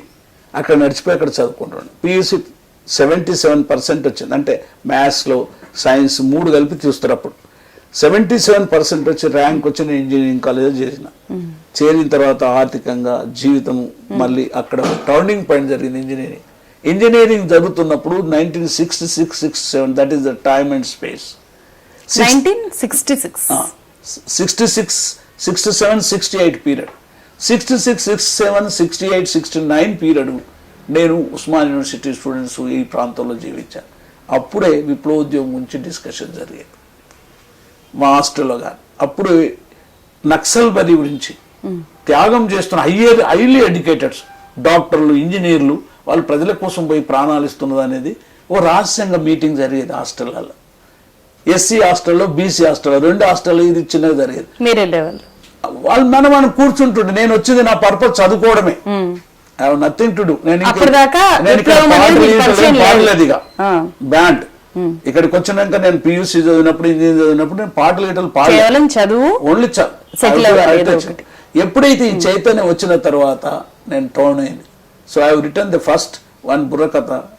ఒక బుర్రకథ రాశాను, తిండి కోసం ఇన్ఫర్మేషన్ దాంట్లో పనిచేస్తూ బుర్రకథ రాశాను. అది అల్లూరు సీతారామరాజు బుర్రకథ ప్లస్ అంబేద్కర్ బుర్రకథ 2 కలిసి చెప్పేది. ఆ బుర్రకథ చెప్పే క్రమంలో ఇక్కడ ఉన్న ప్రాంతంలో ఇక్కడ ఆర్ట్ లవర్స్ అసోసియేషన్ అని B. నరసింహరావు వాళ్ళ నాయకత్వం కింద, మా భూమి దిశ అతని నాయకత్వం కింద నడిచేది. అందులో చేరిన తర్వాత ఇక్కడ నా జీవితంలో టర్నింగ్ పాయింట్ వచ్చింది. అప్పుడు విప్లవోద్యమం గురించి, సాహిత్యం గురించి, నక్సల్ బరి ఉద్యమం గురించి తెలుసుకున్నాను. అప్పుడు నా లైఫ్లో నేను ఇక్కడ చదువుకోవడమా, నా తల్లిదండ్రులను చూడడమా, చదువు వదిలిపెట్టి ఉద్యమంలోకి పోవడం, నాకు ఘర్షణ జరిగింది. ఆ ఘర్షణలో భాగంగా నేను చదువు వదిలిపెట్టేసిన. ఇంజనీరింగ్ కంప్లీట్ చేయలేదు? చదువు వదిలి. ఏ ఇయర్ లో వదిలేశారు? అది 70లో. ఫస్ట్ ఇయరా, సెకండ్ ఇయర్? First year. అంతే. వచ్చారు, ఫస్ట్ ఇయర్ పాస్ అయినాడు, పాస్ అయ్యారు, వదిలిపెట్టేసేసాను. ఇంకా చదివేది వద్దనుకున్నాను. ఆ చదువుకున్న క్రమం లోపల నేను చాలా చిన్న ఏజ్ అప్పుడైతే, చాలా ఐ వాజ్ జస్ట్ 19-20 అంతే. 19-20 ఫస్ట్ ఇయర్ అంతే. అప్పుడు నేను అనుకున్నా ఇంకా ఇట్లా కాదు, మార్పు ఇంకో విధంగా జరగాలని విప్లవోద్యమం దిక్కొచ్చింది. అప్పుడు కేవలము ఇప్పుడు నరసింహరావు గారు వాళ్ళతో కలిసి పనిచేయడమేనా? అప్పటికే విప్లవ సాహిత్యం చదువున్నారా? ఎందుకంటే రష్యన్ పెద్ద పెద్ద సాహిత్యాలు చదవలేదు. క్లాసులు అనేది ఇక్కడ ఏది హాస్టల్లో, ఇంజనీరింగ్ కాలేజీలో, ఈ మా SC/ST హాస్టల్లో, BC హాస్టల్లో పోతుంటాను క్లాసులు. ఇంతకు వ్యవస్థ అంది, ఆర్థికం అంటే ఏంది, విప్లవం అంటే మెల్లగా చెప్పేది, నక్సలైట్ అంటే ఏంది. అప్పుడు that I realize it, this is the way. మనం భక్తులు మార్చుకోవాలంటే ఈ చదువుతోటి ఇదేం కాదు అనేది ఆ టర్నింగ్ ఉండే. ఆ టర్నింగ్ కు ఎప్పుడైతే ఆర్ట్ లవర్స్ లో చేరిన తర్వాత ఇక్కడ ఒక విజన్ వచ్చింది, OS ఈ విధంగా చెప్పారు. అప్పుడు జననాట్య మండలి స్థాపించి, మీరు ఫౌండర్స్ లో ఒకరు కదా, పర్సన్ B. నరసింహరావు ఉండే, శంకరన్ కుట్టి అని ఉండే, ఇంకో మనోళ్ళు చాలా మంది ఉండే, భూపాలు ఉండే, అనేక మందితో కూర్చున్నటువంటి సంస్థ. ముఖ్యంగానైతే ఒక విప్లవోద్యమం కూడా దానికి ఒక మార్గదర్శకత్వం ఉంది. సాహిత్యం అంటే ఏంటి, పాట అంటే ఏంది, కళ అంటే ఏంది, అట్లా జరిగినాయి క్లాసులు. జరిగిన సాహిత్యం ద్వారా తీసుకెళ్ళాలి అనేది, ప్రజల భావాలు మార్చాలి కదా, మార్చాలి. ప్రజలు పాలక వర్గాల యొక్క రాజకీయ అధికారం పౌర సమాజం భావాల భావజాలంలో ఉంటది. పాలక వర్గాల యొక్క రాజకీయ అధికారం పౌర సమాజం భావాల భావజాలంలో ఉంటుంది. ఆ భావజాలాన్ని ముందు మార్చాలి. కాబట్టి ఆ భావజాలాన్ని మార్చాలంటే పాట, ఆట, మాట, డాన్స్, డ్రామా, పత్రిక, అది జనంలోకి వెళ్ళిపోవడం. అక్కడికి వెళ్ళి వచ్చిన తర్వాత ఎమర్జెన్సీలో అరెస్ట్ అయినాను. చేసుకుంటుండగానే మొదటి నుండి నా చిన్నపాటి ప్రేమ పెళ్లి చేసుకున్నాను. అప్పుడే చేసుకునే విమల గారు అప్పుడే పరిచయం ఎమర్జెన్సీ అప్పుడే పరిచయం. అంటే అంతకుముందు నుండి పరిచయం, అప్పుడు నిజమైపోయింది అంటే పరిచయం. ఆమె ఓయూ స్టూడెంటా? కాదు, ఆమె ఫ్యాక్టరీ వర్కర్. ఎట్లా చెప్పండి, కొంచెం ఇంట్రెస్టింగ్. ఇప్పుడు ఆమె ఒక ఫ్యాక్టరీ వర్కర్, ఇప్పుడు ఆంధ్ర ఎలక్ట్రికల్ ఎక్విప్మెంట్ కార్పొరేషన్ లో వర్కర్. ఆమె ఉండే స్థలంలో కూడా నా క్లాస్మేట్ ఒకటి ఉండే, మా చుట్టాలు, వాళ్ళ దగ్గర పోవడం వల్ల ఈమె పరిచయం చూసేవాళ్ళు. దాని పాటలు బుర్రకథలు చెప్పేవాడిని అలా బస్తీలో కూడా. అట్లా చూసింది కానీ ఎప్పుడు మాట్లాడుకోలే, పెద్ద పరిచయం లేదు. అట్లా చూసినాం అంతే. కానీ నా యొక్క విజన్ వేరు కదా. చదువు, భార్య, పిల్లలు, తల్లిదండ్రులు, ముఖ్యంగా నా తల్లిని కూడా వదిలిపెట్టేసిన కదా. The mother use to send me money. ఆమె మీద రాసిన పాటన సిరిమల్ల సెట్ కింద లచ్చమమ్మ కూలి చేసి పంపించిన డబ్బుల్ని ఈ ఉద్యమానికి అదానికంతా ఖర్చు పెడుతుంటే, చదవకపోతుంటే. ఇంటికి పోలే, మా మదర్ను చూడలే. ఏం ముఖం పెట్టుకొని చూస్తాం, చదువుకోరా అంటే ఇట్లా తిరుగుతున్నాం కదా. అట్లా జీవితం స్టార్ట్ అయిపోయినప్పుడు మనము ఎమర్జెన్సీలో నేను అరెస్ట్ అయినా, అప్పుడు నా పెళ్లి కాలే. ఎమర్జెన్సీలో అరెస్ట్ అయ్యి చాలా ఎమర్జెన్సీ కంటే ముందు వచ్చింది. ఎమర్జెన్సీలో ఆ పీరియడ్లో పట్టిన ఒక సర్వీస్ కమిషన్ రాస్తే ఉద్యోగం వచ్చింది. అప్పుడు సెమీ యూజే. అప్పుడు విమలతో మ్యారేజ్ అయింది. సో విమల గారిది మీది ఇంటర్ కాస్ట్ మ్యారేజా? సేమ్ కాస్ట్ వాళ్ళు, మన దగ్గర వాళ్ళు, మన వాళ్ళే. అట్లా మ్యారేజ్ అయింది. మ్యారేజ్ అయినప్పుడు చాలా హిస్టారికల్గా ఎమర్జెన్సీలో నేను అరెస్ట్ అయినా. అప్పుడు బ్యాంక్ ఉద్యోగం అప్పుడే 1-2 months చేసింది. బ్యాంక్ ఉద్యోగం చేస్తూ అరెస్ట్ అయినా. అప్పుడే సూర్యం ఇప్పుడున్న నా పెద్ద కొడుకు కడుపులో ఉండే. తో నన్ను పట్టుకుపోయిన తర్వాత అప్పుడే లాస్ట్ 45 days అతను జన్మించాడు. So this is the story. మీరు చదివింది ఇంజనీరింగ్ ఫస్ట్ ఇయరే కదా? ఇంటర్ క్వాలిఫికేషన్ తో జాబ్ వచ్చింది? లేదు, నాది సర్వీస్ కమిషన్ రాశాను కదా. Service commission, bank service commission. ఆ తర్వాత మళ్ళీ విప్లవోద్యమంలోకి పూర్తిగా ఫ్యామిలీని పక్కన పెట్టి ఎట్లా వెళ్ళాలి? ఇప్పుడు అక్కడ ఆగిపోలే చైతన్యాన్ని ఎప్పుడు ఆగిపోదు, ఏదో ఒక దశ తీసుకుంటా. ఇత్తు, మొక్క, ఆకులు, మొగ్గలు, పువ్వులు, మళ్ళీ ఇత్తు జరుగుతుంటుంది. ఒక ఆలోచన విధానం వెనక్కి రావచ్చు, రిట్రీట్కి రావచ్చు. It never mean that surrounding, అది ముందుకు వెళ్తుంది. అక్కడ ఆలోచన అది ఉన్నది కదా. ఆ బ్యాంకులో ఉద్యోగం చేసినా, ఎమర్జెన్సీలో పట్టుకుపోయి చంపేస్తామన్నా, కొడుకు కడుపులో ఉన్నా నేను రాస్తూనే ఉన్నా కదా. పాటలు, ఏదో కవితలు, నా యొక్క సాహిత్యం రాస్తూనే ఉన్నా. సంఘర్షణ అయితే ఏం లేదు. సంఘర్షణ ఏంది? మనిషి జీవనమే సంఘర్షణ. The struggle itself. ఒక ఊగిసలాట లేదంటున్నా, అటు వెళ్ళిపోవాలా, ఇక్కడ పాటల ద్వారా ప్రజలను చైతన్యవంతం చేయాలన్న విషయంలో ఇప్పటికీ ఊగిసలాటలేదు. ప్రజల పక్షం వహించి ప్రజల కన్నీళ్ళని, కష్టాలని పాడాలన్న దాంట్లో స్పష్టంగా ఉన్నా. ఏ రూపంలోనైనా కానీ we have to represent that was going on. యాలరో ఈ మాదిగ బతుకో మొత్తుకుంటే దొరుకదిరా మెతుకు. ఈ పాట నేను బ్యాంకులో క్యాష్ లో ఉన్నప్పుడు నోట్ల మీద రాసిన. మీ పొజిషన్ ఏంటి సార్ అక్కడ? క్యాషియర్, క్లర్క్ పోస్టే, పెద్దగా మన అన్ని చిన్న చిన్న పోస్టులే. క్లర్క్ పోస్టే, సర్వీస్ కమిషన్ నుంచి వచ్చిన. అది అయిపోయిన తర్వాత ఒక 1.5 years చేసిన, 1 year రెగ్యులర్ గా చేసిన. దాని తర్వాత I left my job, I again started joining it. మళ్ళీ ఫస్ట్ 2 పాటలు రాసిన, విద్యార్థుల మీద రాసిన. లాల్ సలాం లాల్ సలాం లాల్ సలాం సలాం లాల్ సలాం సలాం లాల్ సలాం లాల్ సలాం లాల్ సలాం సలాం హోలీ హోలీల రంగ హోలీ సుమ్మ కేలీల హోలీ హోలీ హోలీల రంగ హోలీ. 2 పాటలు రాసి మళ్ళీ విద్యార్థి ఉద్యమంలోకి మళ్ళీ ఐ లెఫ్ట్ మై జాబ్. పోలే. అంటే ఉద్యమంలోకి వెళ్ళడము అంటే మామూలుగా ఇక్కడే ఉన్నారు మీరు, అజ్ఞాతంలోకి వెళ్ళిపోలేదు. అప్పుడు ముందు అజ్ఞాతం వెళ్ళిపోయి పట్టుకున్నాం కదా. ఇప్పుడు చిన్నగా 1 year ఉద్యోగం చేసినాం కదా. చేసినాక మళ్ళీ బయటకు వచ్చాం కదా. 78 లోపల నీకు స్పేస్ అండ్ టైం చెప్తున్నప్పుడు కాలం. అదే అప్పుడు జనతా పార్టీ వచ్చింది కదా. జనతా పార్టీ వచ్చినాక ఎమర్జెన్సీ ఎత్తివేశారు కదా. ఎత్తివేసాక మళ్ళీ ప్రజా సంఘాలు, విద్యార్థులు వచ్చారు కదా. రాగానే I join in to them. వచ్చారు. ఇంకెన్ని రోజుల్లో మొత్తం దేశం అంతా విప్లవం వస్తుంది అని మీకు అప్పట్లో అనిపించేది? అంటే నాకు అప్పటికి ఇప్పటికి ఒకటే, సూర్యుడు ఉదయించక మానడు. విప్లవం అంటే ఏంది? ఇది విప్లవం అనేది ఒక మార్పు జరగాలి ప్రజల్లో నుంచి, ఒక అన్ని విధాలుగా మార్పు జరగాలి. ఎవడి కష్టం వాడికి దక్కాలన్నదే విప్లవం. ఎవడి కష్ట ఫలితం వాడికి దక్కాలన్నదే the basic principles of the revolution. అది దక్కేటంత వరకు అది ఉంటుంది. ఎవడి కష్ట ఫలితం వాడికే దక్కాలి. అది దక్కనంత కాలం అనేది మార్పు జరగాలి. అంటే మార్పు అంటే ఇక్కడ నా కష్ట ఫలితం నాకు దక్కదాకా నేను తిరుగుబాటు చేస్తాను. ఆ ప్రిన్సిపల్ ఇప్పటికి కూడా దట్ ప్రిన్సిపల్ ఈజ్ సూత్రం ఒకటే ఉంటుంది. ఐఎమ్ ఇంజనీరింగ్ స్టూడెంట్ కాబట్టి A+B² అంటే అది వస్తుంది. ఆ A+B² అనేది అది అమెరికాలో A+B ఉంటుంది, ఈడ కూడా అదే ఉంటుంది. సూత్రం ఒకటే, 2+2 4 అనేది కూడా మ్యాథమెటిక్లో ఉంటుంది. నా కష్ట ఫలితం నాకు దక్కాలి. ఎందుకు దక్కడం లేదు? అది కదా నువ్వు రైతాంగం మీద ఉద్యమాల మీద రాష్ట్రంలో వేలాది పాటలు అదే కదా, అదే ప్రశ్న. వేలాది పాటలు, ఒక పాట కాదు. చెప్పు మీద రాసిన, వాళ్ళ మీద రాసిన, మంత్రుల మీద రాసిన, అడవి మీద రాసిన, ఓన్లీ వన్ క్వశ్చన్ ఈజ్ నా కష్ట ఫలితం నాకు ఎందుకు దక్కడం లేదు. ఆ మార్పు జరిగినంత వరకు విప్లవం వస్తూనే ఉంటుంది. ఇంకో రూపం ఉంటుంది. ఫామ్ మారచ్చు, రూపాలు మారచ్చు. కానీ అప్పుడు మీరు నమ్ముకుంది ఆయుధంతో వస్తుంది, ఖచ్చితంగా మనం సాధించవచ్చు అనుకోని కదా వెళ్ళారు. మరి ఇప్పుడు ఆ ఫామ్ ఇప్పుడు వర్కౌట్ అవుతుందా? ఆ రోజు కూడా మీకు ఇలా క్లియర్ గా చెప్తున్నా. ఆ రోజు నా యొక్క ఆయుధం పాటనే. మీ ఆయుధం పాటే, కానీ మీరు వెళ్ళింది పాట కోసమే కాదు కదా. చెప్తున్నా, ఎప్పుడైనా యుద్ధంలో రెండు ఉంటాయి, శాంతి పీరియడ్, యుద్ధ పీరియడ్. మహాభారతం కానీ ఏది కానీ కృష్ణుడు అదే చెప్తాడు. అర్జున, ఈ 18 రోజుల యుద్ధంకు 18 ఏళ్ళు ప్రిపరేషన్ పీరియడ్ ఉంటుంది అన్నాడు.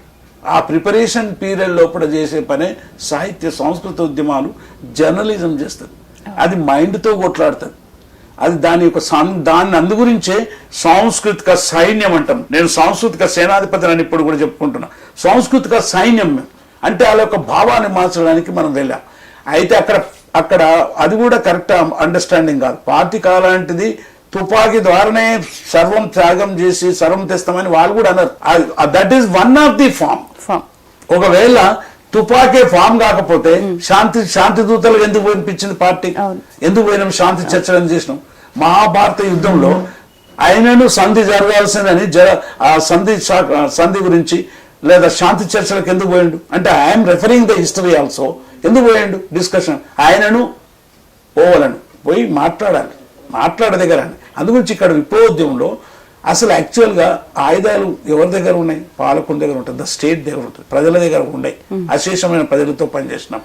అనివార్యమైన పరిస్థితుల లోపల అది వన్ ఆఫ్ ద ఫామ్ గా వాడతారు. అంత అండర్స్టాండింగ్ ఉంది నాకు అప్పుడే. The weapon is not only the deciding factor. అట్లాంటి వెపన్ మీరు పట్టుకున్నారా? అటువంటి వెపన్ అవసరం వచ్చినప్పుడు పట్టుకున్నాను కూడా. ఎందుకంటే నేను అడవిలో ఉన్నప్పుడు నేను పాట పాడుతున్నప్పుడు, పాట రాస్తున్నప్పుడు అనేక విధాలుగా నేను రక్షించడం. ముందు ఒక కడ్డ పట్టుకున్నా, తర్వాత తుపాకి కూడా పట్టుకున్నా. Nothing is wrong, but my weapon is song. నేను ఆడకూడదు. పాటలు పాడేవాళ్ళు. అడవి తల్లికి దండాలో, తల్లి అడవికి దండాలో, అడవి సల్లాగుంటే అమ్మానికి పదువాలేదు, పంటలంటికొస్తే పండగ చేద్దాం, అడవి తల్లికి దండాలో, తల్లి అడవికి. హండ్రెడ్స్ ఆఫ్ సాంగ్స్ రాసిన. మనకు ఇక్కడుండే లైఫ్ కి అక్కడుండే లైఫ్ కి అసలు కొంచెం కూడా పోలిక ఉండదు కదా. మీరు దేన్ని ఎంజాయ్ చేశారు బాగా? అక్కడ ఎంజాయ్ చేయగలిగారా? అమ్మ, పోయిన ఎప్పుడు అడవికి, డీప్ అడవికి పో.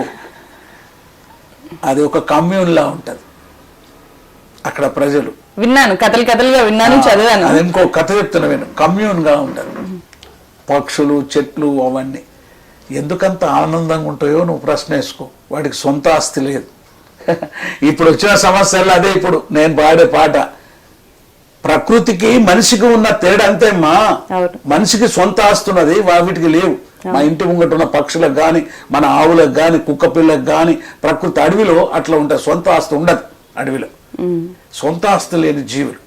అందుకే జల్, జంగల్, జమీన్, అమార్ అని పోరాటాలు చేశారు. అక్కడ నేనున్న పీరియడ్ చాలా తక్కువనే. అక్కడ నేను కూడా గాయకుడినే. నేనేం కమాండర్ని కాదు, ఒక లెఫ్టినెంట్ కర్నల్ను కాదు, లేకపోతే అట్లా ఉంటుంది కదా ఒక ప్లాటూన్ వీరుని కాదు. నేను అందరికి పాటలు పాడి వినిపించేవాడిని, పాటలు రాయడం నేర్పించేవాడిని. నా బాధ్యత అది. ఆ చేసే క్రమంలో నేను చాలా వందలాది పాటలు రాశాను. నేను చూస్తే అది పాడేసేస్తాం, వాళ్ళందరూ నవ్వేది. టీకు టాకున సోకున విరిగే టేకు వనం చూడో నాయన,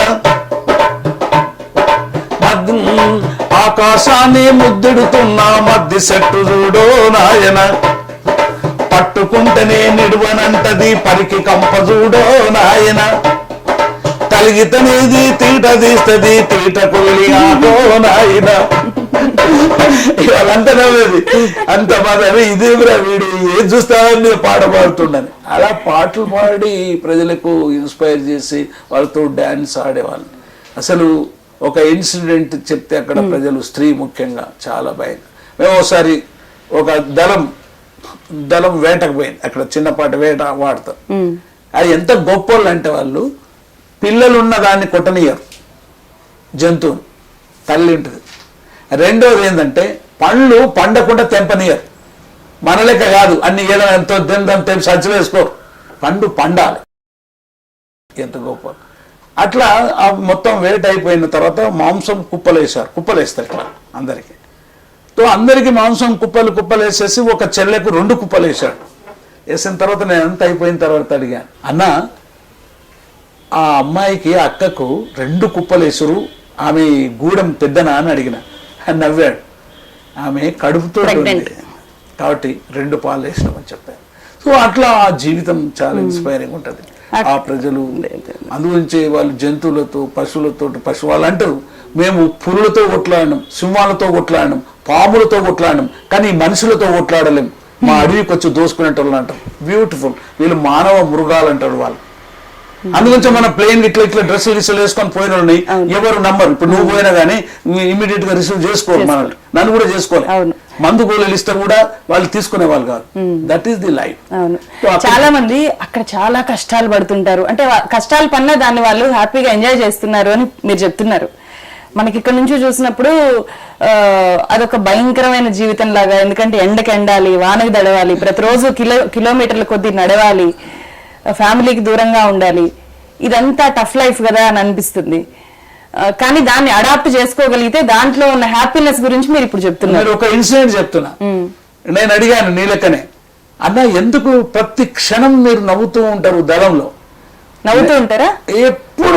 అసలు యాక్చువల్ గా నీకు అక్కడ వదిలిపెట్టి రాలేవు, నువ్వు పోయినావంటే ప్రజలతో మమేకమైన తర్వాత అసలు మీరు ఎవరు రారు, బయట రాలేరు, ఇష్టపడరు. ఆ ప్రజల ప్రేమ అదంతా ఒక్కసారి ప్రేమను గ్రహించాను. అసలు అడుగుతున్నాను, నేను అడిగాను, చాలా ప్రశ్నలు వేసేవాడిని నీళ్ళకనే.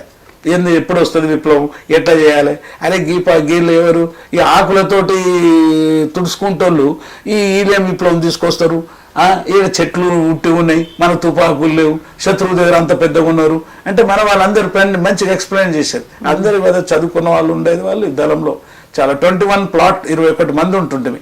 చాలా బ్రహ్మాండమైన, తెలుగు వచ్చిన వాళ్ళు కొందరు, మరాఠీ వచ్చిన వాళ్ళకు. ఏ ఏరియాలో మీరు? నేను మొత్తం దండకారణ్యం చాలా ప్లేసెస్లో తిరిగాను. మనం ఇక్కడ ఈ అంచువారి నుంచి అక్కడ దాకా. నా పని ఏంది, ఎక్కడ నేను ఒక దగ్గర దళక సభ్యుని కాదు, పార్టీ నాయకుని కాదు, ఎక్కడ పాటలు ఉంటే అక్కడ ప్రోగ్రాం పోవడం. అప్పుడు నేను అడిగేది, ప్రతిరోజు నవ్వుతూనే ఉంటాం. ఇక how you enjoy every second అని అడిగిన ఒక ఆయనకు తెలుగు రాదు. How you are enjoying every second, next second is death అన్నాడు. That is the life. ఎప్పుడు చనిపోతామో చెప్పు. అందుగురించి అక్కడ బాధలు, కన్నీళ్లు, కష్టాలు వాటిని చూసిన తర్వాత మనం అక్కడ వాళ్ళని వదిలిపెట్టరాం. ఒకే ఉమెన్కు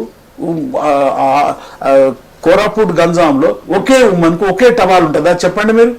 స్త్రీకి మనం పోయినాక మార్చేసినాం, బట్టలు వేసుకోవడం, మంచి ఇట్లా పాయింట్లు వేసుకోవడం, డ్రెస్సులు వేసుకోవడం. ఒక స్త్రీకి ఒకటే టవాల్ ఉంటుందా కట్టుకొని? ఒక స్త్రీ తన కడుపులో ఉన్న బిడ్డను 100 రూపాయలకు అమ్మేస్తానంటదా? That is life. ఆయన వాళ్ళు బతికారు, అడవిని చూసుకొని, ప్రకృతిని చూసుకొని.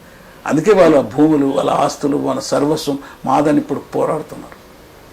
చాలా అద్భుతమైన జీవితం ఉంటుంది అసలు అక్కడ పోయినప్పుడు.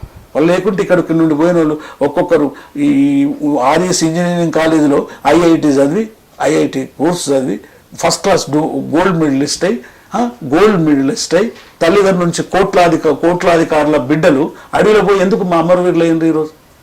మా పాటలు పాడేటటువంటి అనేక మంది కళాకారులు ఎందుకు అమరవీరులు అయ్యారు? మా Diwakar gold medalist Guntur medical కాలేజీలో ఎంబీబీఎస్ చదివేటోడు గోసి గుమ్మడి గజ్జలు కట్టుకొని ఎందుకు అమరవీరుడు అయ్యాడు? There are thousands lakhs of people are there who has went to the masses and who has given the life. అత్యంత ప్రాణాన్ని ఇచ్చారు. కాబట్టి ఆ త్యాగాన్ని మనం చూసినప్పుడు డెఫినెట్ గా మనం ఇన్స్పైర్ అవుతాం. That is the point. Inspire అవుతాము, కానీ ఆ త్యాగాలన్నీ వృధా అయ్యాయి కదా అని అనిపించదా సార్? అది అప్పుడు బాధేదా? అమ్మ ఏ త్యాగం వృధా పోదు. ఇంకో వృధా అప్పుడు తల్లి తన బిడ్డనిచ్చేటప్పుడు ప్రసవించినప్పుడు రక్తం పోయింది వృధా అనుకోకూడదు. ఇంతమంది త్యాగం చేస్తానే నీకు స్వతంత్రం వచ్చింది, ఇంతమంది పోయి కొట్లాడితేనే మనకి బెనిఫిట్స్ వచ్చినాయి, ఇంతమంది త్యాగం చేస్తేనే ఈ లైట్ వచ్చింది, ఈ కరెంట్ వచ్చింది. త్యాగం అనే పదానికి ఏముంది meaning? What do mean by sacrifice? And వీళ్ళకి వచ్చే వరకు ఈవెన్ దేర్ లైఫ్, ప్రాణమే ఇచ్చిండ్రు. ఆడ అవసరం వచ్చింది, ఎవడి ప్రాణం ఇవ్వాలని ఉండదు. ఇప్పుడు నేనున్నా, వాళ్ళు రాగానే తుపాకులు రారా వీరా కాలువరా అనలే కదా. That was that time. Otherwise ఇప్పుడు 25 ఏళ్ళు బతికేవాని కాదు.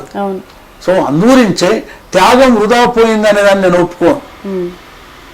ఒక్కొక్కసారి త్యాగం వెనక్కి రావచ్చు. ఒక రైతు విత్తనం నాటినప్పుడు అది పండకపోవచ్చు ఆ సీజన్. అంటే రైతు విత్తనం నాటితే మొలకొస్తుంది అనే కాన్ఫిడెన్స్ ఉన్నప్పుడు నాటుతారు, నీళ్లు పోస్తారు. కానీ అన్ని చేసి కూడా ఎప్పుడు మొలకొస్తుందో ఎప్పుడు ఫలాలు ఇస్తుందో తెలియనప్పుడు ఎట్లా అనిపిస్తుంది? తెలియకుండా చేయలేడు. అట్లయితే రైతు దీన్ని మొలక పెట్టేసినాడే మొత్తం వానలు పడితే అది పడితే పనులు వస్తాయని అనుకోడు. He has to face that sacrifice also. ఆ విత్తు పోవచ్చు, మరోసారి దుంతాడు. అంటే ఎప్పటికైనా భారతదేశంలో విప్లవం వస్తుందంటారా? వచ్చింది కదా, మీరు అప్పుడు అనుకున్న విప్లవం ఇప్పుడు వచ్చింది కదా. ఇప్పుడు గద్దర్ గాడు దొర గడి ముందు ఇట్లా ఉంగి నిలబడి ఇంజనీరింగ్ ఇలా లేచి కూకున్నా కదా. దొర గడి ముందు తెలంగాణలో నీ బాంచం దొర, నీ కాల్ముక్త దొర అని ఇట్లా తలకాయ కిందేసి భూమిలో పెట్టిన గద్దర్ ఈ రోజు లక్షల కోట్లాది మందిని ప్రజలని కదిలించి ఇట్లా తల ఎత్తుకొని తిరుగుతున్నాడు కదా. ఇది విప్లవం కాదా? మార్పు కాదా? ఈ రోజు అమ్మాయిలు కానీ ఎవరు కానీ, అందుకే నేను ఒక్కరు ఈ నక్సలైట్లు లేకుంటే విప్లవం కాదు. అల్లూరు సీతారామరాజు త్యాగం కూడా వేస్ట్ అయిందంటారా? భగత్ సింగ్ ఉరి చేసిన వేస్ట్ అయిందంటారా? ఇక్కడ అనేక మంది విప్లవకారులు అనేక మంది వాళ్ళు త్యాగం చేసిన వేస్ట్ అయిందంటారా? ప్రత్యేక తెలంగాణలో ఇంకో రూపంలో వచ్చేసింది మేడం, పెట్రోల్ పోసుకొని కాల్చుకొని చనిపోయారు, అది వేస్ట్ అయిందంటారా? వేస్ట్ ఏం కాదు. The sacrifice will not go waste. ఇంకో రూపంలో రావచ్చు. అయితే ఆ త్యాగము వాళ్ళు అనుకున్న ఫ్రూట్ రాకపోవచ్చు. ఇమ్మీడియట్ గా ఇట్ విల్ కమ్. అంటే అప్పుడు మీరున్న స్థితికి ఇప్పుడు మీరున్న స్థితికి ఈ ఇద్దరు గద్దర్లతో పోల్చితే సేమ్ అనిపిస్తారా? అప్పుడున్న ఆవేశము అంటే వయసుతో పాటు కొన్ని మారుతాయి అంటారు కదా, అట్లా ఏమైనా మారారా అని, మార్పు వచ్చిందా? లేకపోతే తూటాకు ముందు తూటాకు తర్వాత? శరీరంలోనే మార్పు వచ్చింది కానీ ఆలోచనలో మార్పు రాలే. ఆలోచనలో ఆ మార్పులలో అనేక రూపాలుగా తీసుకోవడం జరిగింది. అందు గురించి సాహిత్యంలో కూడా అనేక మార్పు వచ్చింది. మార్పు అనేది అబ్సల్యూట్ ట్రూత్ ఉండదమ్మా. Truth is always stage wise truth. Absolute truth ఏది ఉండదు. మార్పు కూడా అబ్సల్యూట్ మార్పు ఏమి ఉండదు. అది సూత్రం తెలిసిన వాళ్ళకి తెలుస్తుంది. అది విత్తనం నల్లగా ఉంది కానీ మొక్క అయినప్పుడు తెల్లగైంది, అది అబ్సల్యూట్ ట్రూత్ కాదు. అట్లనే విప్లవోద్యమంలో కానీ మానసికమైన మనిషి జీవితం కానీ నీది కానీ మనదంతా కూడా అన్ని మారుతుంటాయి. ప్రతి మార్పులో అభివృద్ధి ఉండాలి. ప్రతి మార్పులో అభివృద్ధి ఉండాలి, అది సూత్రం. ఇప్పుడు పొద్దుగల్ల పరమాన్నం, పగటికి మెత్తన్నం. పొద్దుమిక్తే పాసిపోయిన అన్నం, తెల్లారితే పురుగుల అన్నం, ఆ పురుగుల అన్నం పక్షం పరమాన్నం. ఎట్లయింది? ద టైమ్ అండ్ స్పేస్ ప్రకారం. కాబట్టి గద్దర్ 75 years ఉన్నా నా ఆలోచన విధానంలో ఏదైతే ప్రజలకు అందవలసినది ఈ దేశంలో ప్రపంచంలో వాళ్ళకి అందలేనంత కాలము నేను కాకపోతే నేను మొదటి వాని కాదు చివరి వాని కాదు. ఇలా ప్రపంచంలో నాలాంటి బ్యాలిడర్స్ ఎంతమంది రాశారు. సంత్ రవిదాస్, కబీర్ దాస్, అన్నమయ్య, పోతాను మొన్న పోతాను అంటే నేను ఈయన పోయి పొలం దున్నుకున్నాడు. భక్త రామదాస్ సీతను అడిగాడు, ఏమమ్మా నీకు బంగారం చేసిస్తే ప్రశ్నించడం, నీకు బంగారం గొలుసు చేస్తే వాడు తోముతున్నాడు, జర రాముని చెప్పమ్మా అని. So like that there are 100,000s of the students and the cultural artist and poets రాష్ట్రంలో వచ్చారు.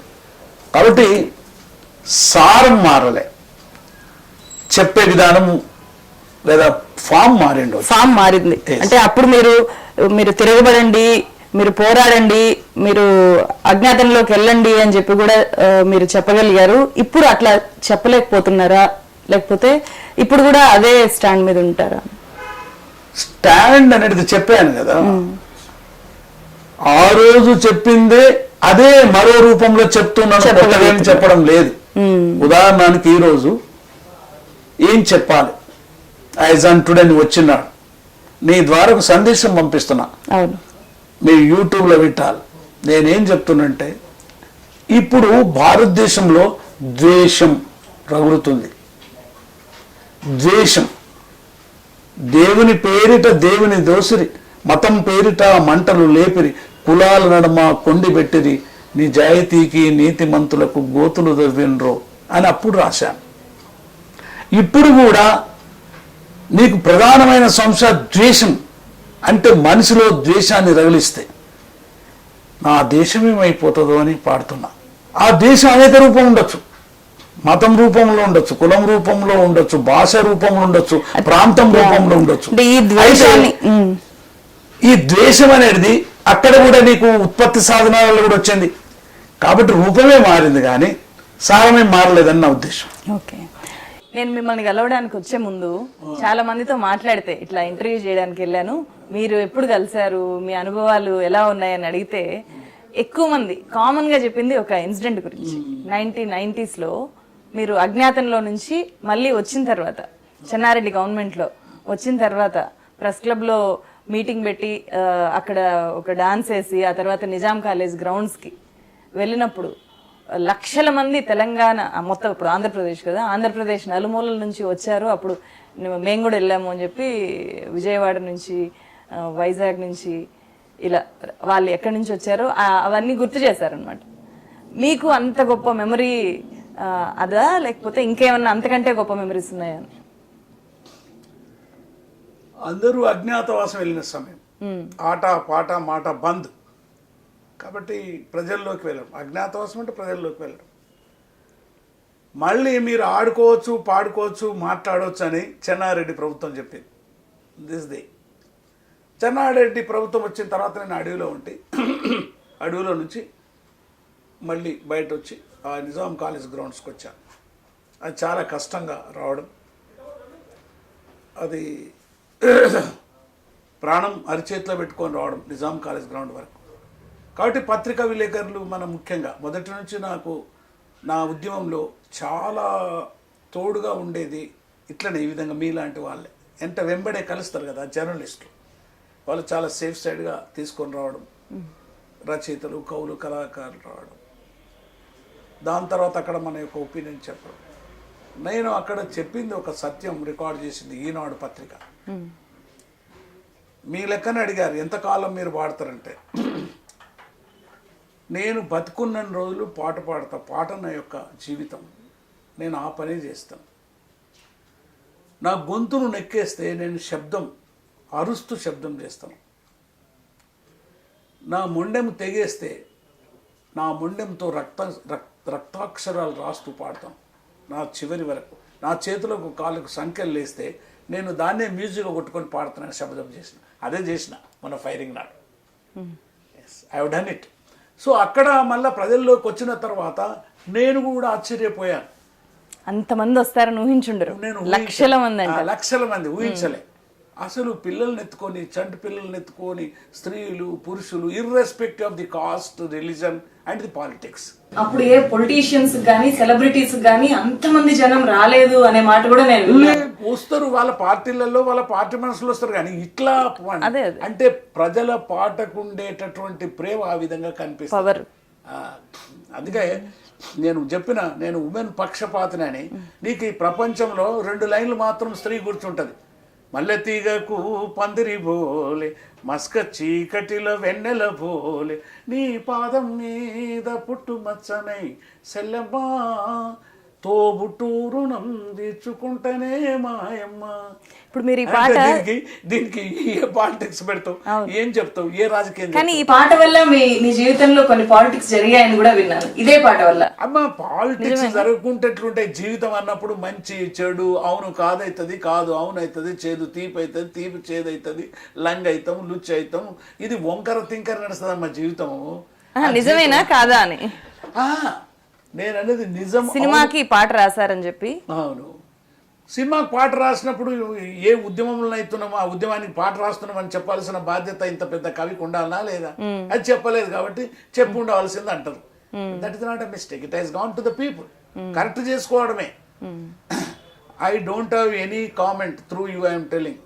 నేను ఏ విప్లవోద్యమం మీదనైతే జీవించానో ఆ విప్లవ తల్లి Naxalbari, that is my mother. I'm declaring today. ఆమె నా తల్లి. నా తల్లి మీద ఎలాంటి విమర్శ లేదు. నువ్వు నన్ను ఎట్లా కనినవు, నన్ను ఎట్లా పెంచినవు, నన్ను ఏం చేసినావు నేను విమర్శించాను. That is the decision which I have taken. కాబట్టి చాలా విమర్శలు వచ్చినాయి, చాలా చేసినాం. ఇప్పుడు ఉదాహరణకు అది అడుగుతుండొచ్చు. నిన్నగాక మొన్న భక్తి సముద్రంలో మునిగిపోయిన ప్రజాయుద్ధ నౌక అన్నది మా అక్క అడగనివ్వండి, మీరు చెప్పేస్తారు. మా అక్క అన్నది రంగనాయకమ్మ ఆర్టికల్ చదివారా మీరు? చదువుతాం కదా, అక్క కూడా చదువుతాను. చదువు అంటే నిజమే కదా, మునిగినాం కదా, మునిగితే మునిగిందా. ప్రజాయుద్ధ నౌక వెళ్ళి భక్తి సముద్రంలో మునిగిపోయింది ఏంటి అనే ఆవేదన వల్ల రాశారు. ఆవేదన చాలా మంది ఆవేదన పడ్డారు. అది మీ దృష్టికి కూడా వచ్చి ఉంటుంది. అరే ఆవేదన పడకపోవడం ఏముందట, పడతా చూడు. అక్కడ విమర్శ లేకపోతే ఆ పాటకు ప్రాణమే లేదు. Let the people decide. అందుకే నేనేం మళ్ళీ రాయలే. మా అక్క రంగనాయకమ్మ రాసింది, మంచిదే కదా. అందుకే ఇక్కడ మీరు అడిగింది కదా ఇట్లా విమర్శలు కూడా వచ్చినట్ట కదా అని. వస్తే కవులకు ఏ కవికి రాలే, వేమనకు రాలేదా, పోతన్నకు రాలేదా? విమర్శలు వచ్చాయి. దానికి మీ సమాధానం ఏంటని? అంటే నిజంగా ఒక ప్రజాయుద్ధన ఒక భక్తి సముద్రంలో మునిగిపోయి చివరిగా ఇప్పుడు ఏం చేస్తున్నప్పుడు నేను పాడినిపిస్తా పాటలే ఆన్సర్ నాకు.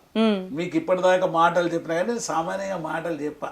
పత్రిక విలేకరు ఏ ప్రశ్న వేసినా ఒక పాట పాడి క్లోజ్ చేస్తాను.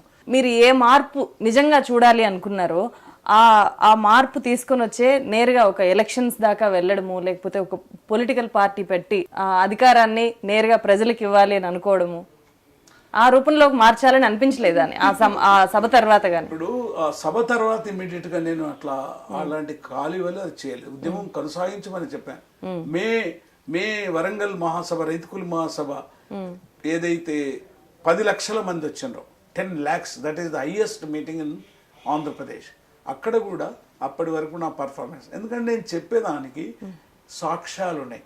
22,000 ఫీట్ల ఓ డిజిటల్ చేసిన రికార్డు ఉంది. 22,000 లెంత్ అది ఉన్నది ఆ ప్రోగ్రాంలో.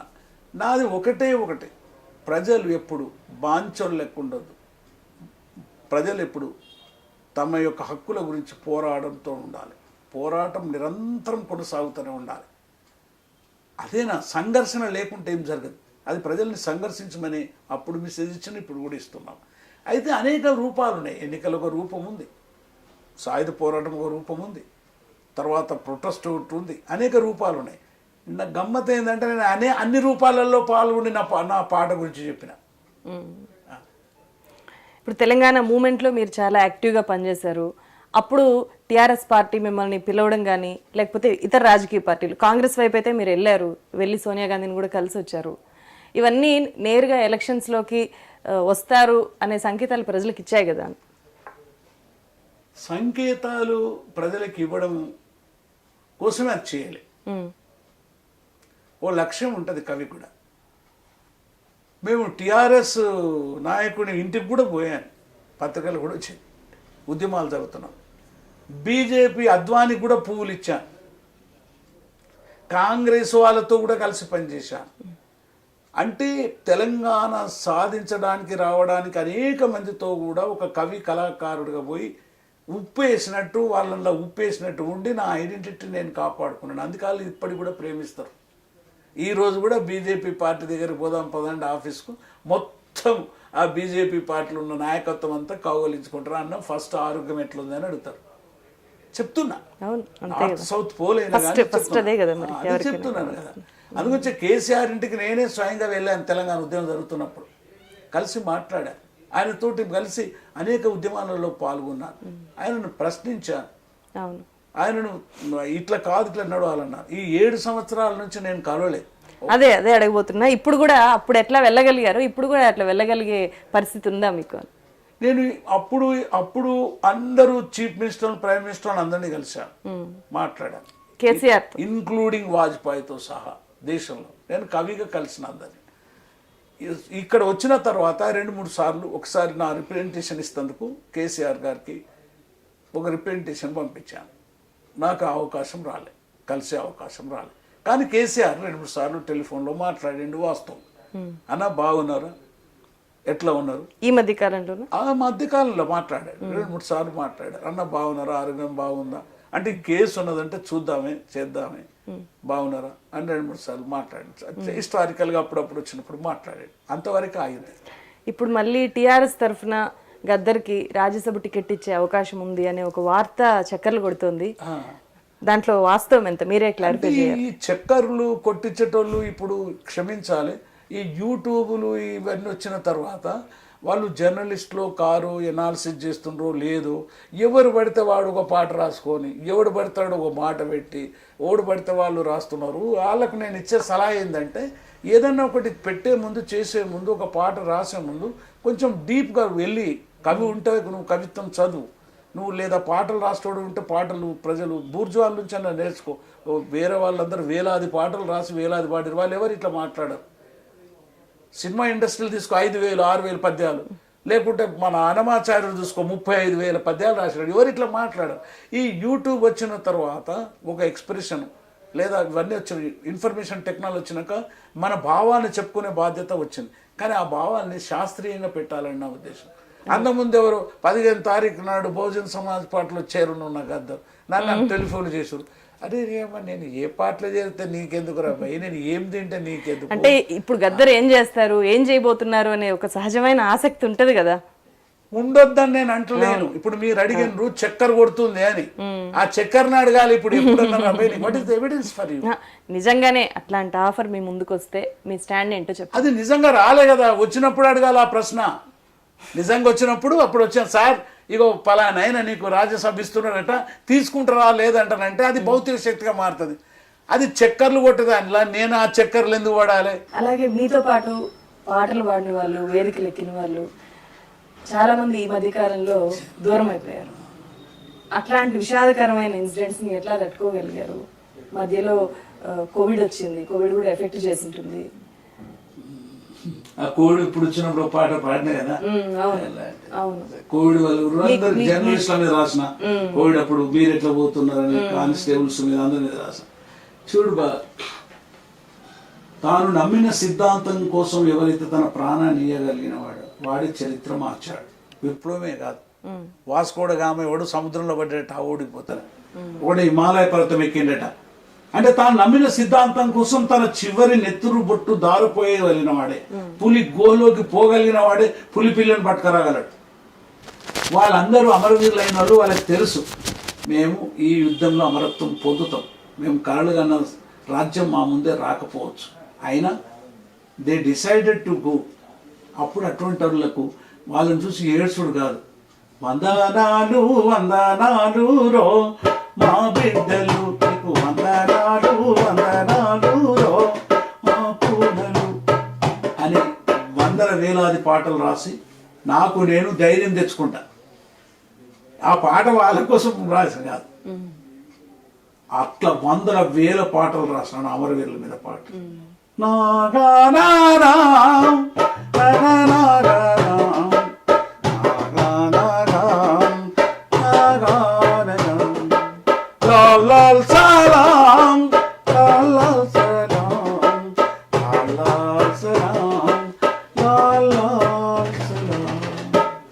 కొన్ని వేల పాటలు. చరిత్రలు ఎప్పుడైనా అమరత్వాన్ని పూర్తి చేసుకోవడం వల్లనే ఉద్యమాన్ని బిల్డప్ చేయగలుగుతాం. ఎప్పుడైనా చరిత్ర మొత్తం అమరుల్ని వాళ్ళు మిగిల్చిన దాని మీదనే, అమరత్వాన్ని జ్ఞాపకం చేసుకోవడం వల్లనే, అమరత్వాన్ని స్మరించడం వల్లనే గుణపాఠాలు వస్తాయి, మంచి పాఠాలు వస్తాయి. అదే నేను నేర్చుకున్నాను. అట్లా నాతో కలిసి పాడిన వాళ్ళు, ఆడిన వాళ్ళు, ఈ మధ్యన డాక్టర్ రమేష్ లాంటి వాళ్ళు అందరూ ఆ సహచరులు అమరవీరులే. వాళ్ళకి ఎందుకు నేను జోహాలు చెప్తున్నట్టే, వాళ్ళు ఏం చెప్పిండ్రో అది చేసిండ్రు. నాకంటే 1000 అడుగులు ముందు నడిచారు. గొప్పలే కదమ్మా, అది వాళ్ళు చేసిండ్రు ప్రాణం. నేను ఆ వరుసకు వస్తే మా కల్చరల్ ట్రూప్లో జన్మనాట్యం ఉండరు, మొట్టమొదట భూమి చల్లింది నేనే, నెత్తురు చల్లింది నేనే.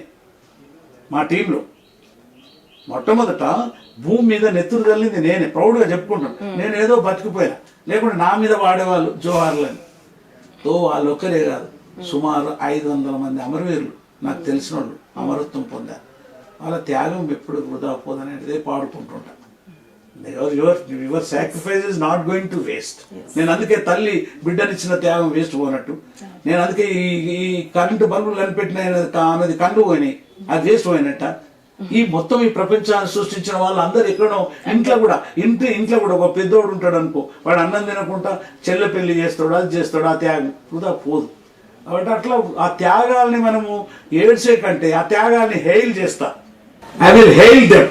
యాడ్ నీ అమ్మ మీరు రాబాయి, నువ్వు మీసాలు అప్పుడే 100 ఏళ్ళు బతికటోళ్ళు అప్పుడే 100 ఏళ్ళు నుండి వెళ్ళిపోయింది రా బిడ్డలారని పాడతాం. అందుకే నేను రాసిన కొన్ని వేలాది పాటల అమరత్వం గురించి మాట్లాడతాం. ఈవెన్ తెలంగాణ కానీ we have to hail them. Bhagat Singh గురించి హ్యాట్ మీరు త్యాగం చేయాలి, మీరు ఇంకా 100 ఏళ్ళు బతికేది ఉండే కానీ అయిపోయింది. అట్లా నేను వాళ్ళను తలుసుకొని రోజు కానీ నేను రాయని పాట కానీ చెప్పిన సందర్భం కానీ ఏది ఉండదు. No compromise in it. ఇక్కడ ఇంకొకటి సార్, మీరు అప్పట్లో యాక్టివ్గా ఉన్నప్పుడు కనీసం వాయిస్ వినిపించడానికి, బయటకు వచ్చి ఆందోళన చేయడానికి ఒక స్కోప్ ఉండేది, ప్రజల్లో నుంచి కూడా ఆ ప్రశ్నలు వచ్చేవి, కలిసి వచ్చేవాళ్ళు. కానీ ఇప్పుడు పరిస్థితులు పూర్తిగా మారిపోయాయి. ఇప్పుడు అర్బన్ నక్సల్స్ అనే ముద్ర వేస్తున్నారు, క్వశ్చన్ చేస్తేనే మత విద్వేషాలు పెరుగుతున్నాయి. ఇట్లాంటి టైంలో మీ రోల్ ఎట్లా ఉండబోతుంది? ఇప్పుడు వాళ్ళు చేసే పని వాళ్ళు కరెక్ట్ చేస్తున్నారు. Our end is all right. What ever మనం ఏం చేయాలన్నదే నీ ప్రశ్న. అంటే ఇక్కడ ఇంకా బలపడాల్సింది కదా, బలపడాల్సింది. అదే అందుగురించి 1990లో కూడా నేను అట్లనే అనుకున్నా, మొత్తం పోయిందేమో, విప్లవం ఎవరు రారేమో అని అనుకున్నా. 1990 అప్పుడు వచ్చిన నిర్బంధంలో ఎవరు మీటింగ్ రారని అనుకున్నా. లాక్స్ ఆఫ్ పీపుల్ ఇస్తారు, వస్తారు మా. అందుగురించి ఇక్కడ మీరన్న ప్రశ్న సూటిగా జవాబు చెప్పడం ఏంటంటే, వీళ్ళందరూ అమరత్వం అయిపోయారు కదా, ఇప్పుడు ఇంకా రూపం మారింది కదా, నిర్బంధం ఉందని కదా. నిర్బంధం ఎప్పుడూ ఉంది మానస, నిర్బంధం ఉంది కాబట్టి విప్లవం వస్తుంది. ఇప్పుడు ఆ రూపంలో రాకపోవచ్చు, అనేక రూపాలలో దేశం మొత్తం మీదనైతే రోడ్ల మీద అయితే వస్తున్నారు కదా ప్రజలు. అది ఆ రూపమే ఒక రోజు కాకుండా ఇంకో రోజు అది విప్లవ రూపంగా మారుతుంది అనేది నా యొక్క ఆశాభావం. That will become. అంటే గతంతో పోల్చితే ఇప్పుడు రకరకాల సమస్యలు ఉన్నా కూడా మళ్ళీ మతతత్వ పార్టీలనే అధికారంలోకి తీసుకురావడము, సమస్యల్ని అనుభవిస్తూ కూడా ఒకవైపు ధరల పెరుగుదల, పెట్రోల్ ధరల పెరుగుదల, రకరకాల సమస్యల్ని ఎదుర్కొంటూ కూడా మళ్ళీ ఓట్లు వేయడానికి సిద్ధపడము, వాళ్ళకి అధికారం ఇవ్వడము అనేదాన్ని ప్రజల్లో వచ్చిన, ప్రజల మైండ్ సెట్ లో వచ్చిన మార్పు, లేదా ప్రజల మైండ్ సెట్ ని ఎట్లా మార్చేస్తారు అని అనుకోవచ్చాను. అంటే ఇప్పుడు మనకు ఇప్పుడు ఓట్ల గురించే తీసుకుంటే, ఓట్ల గురించే తీస్తే ప్రజలను వాళ్ళు ఓళ్ళు పైసలకు అమ్ముడు పోతారు. ప్రజలు ఎప్పుడు చరిత్రకారులు, ప్రజలు ఎప్పుడు అలర్ట్గా ఉంటారు, ప్రజలు ఎప్పుడు న్యాయంగా ఉంటారు. వచ్చిందల్లా మా నాయకులతోటే వాళ్ళని సరిగ్గా అర్థం చేసుకొని నడిపేయడంలోనే ఫెయిల్యూర్ ఉంటుంది. The leadership. మీకు చరిత్రలో నేను పేర్లు చెప్పాను కానీ ఈ మధ్య జరిగిన ఎన్నికలలో అందరూ పైసలు తీసుకొని ఓట్లు వేసారు అమ్మ. అధికారంలో ఉన్న పార్టీలను కూడా ఒక్కొక్క దగ్గర వాళ్ళు ప్రశ్నించారు. సో అందు గురించే ఇప్పుడున్న మారుతున్న పరిస్థితులలో రూపంలో మార్పు రావాలి, సారం అదే ఉండాలనేది నా థింగ్. అందుగురించే నేను ఈ మధ్య ఒక పాట దేవుణ్ణే ప్రశ్నించిన. మేము సమ్మక్క సారలమ్మ దగ్గరికి పోతే అక్కడ బిఎడ్ చదివిన అమ్మాయి ఆ సారలమ్మకు మొక్కంగానే అన్న ఒక పాట పాడన్నది. నేను ఏం చదివినామంటే బిఎడ్ చదివిన, నేను ట్రైబల్, నాకు ఉద్యోగం రాదు. సమ్మక్క ఏమని మొక్కుదు నీకు, సమ్మక్క ఏమని మొక్కుదు నీకు, సమ్మక్క ఏ పాట పాడుదు, మాయక్క ఏ ముడుపు గట్టుదు, అడివి వాయే ఆకు వాయ పాడు, అడివి వాయ ఆకు వాయ కోడు పొలం పాడైంది, సమ్మక్క ఏమని మొక్కుదు నీకు, సమ్మక్క ఏ ముడుపు గడుదు నీకు, మా భూములు మాకేనని, మా నీళ్లు మాకేనని, మా వనరులు మాకేనని, మా పాలన మాకేనని రాజుల రణము చేసి రక్తమిచ్చిన సమ్మక్క ఏమని పాడోదు నేను, సమ్మక్క ఏ పాట పాడుతుంది. నేనేం మారలే, అట్లాంటి సమ్మక్క సారక్క మీద వీళ్ళు జస్ట్ గ్రామ దేవతలు వాళ్ళదేముంది అని చెప్పి మాట్లాడిన I don't want to comment on it ఎందుకంటే దేవుని గురించి అనేక మంది అందరు అట్లా కాదు. నిన్న ఉన్నటి దాకా దేవుని తిట్టాడు, నువ్వు ఎట్లా మొక్కినవంటే ఏం చెప్పాలి? అంతే కదా, దేవుళ్ళు అని అనుకోలేదు కదా. సమ్మక్క సారక్క ఇప్పుడు కొలుస్తున్నాము. సమ్మక్క సారక్క అది యాదగిరి నరసింహ మీద రాసిన బ్రహ్మాండంగా.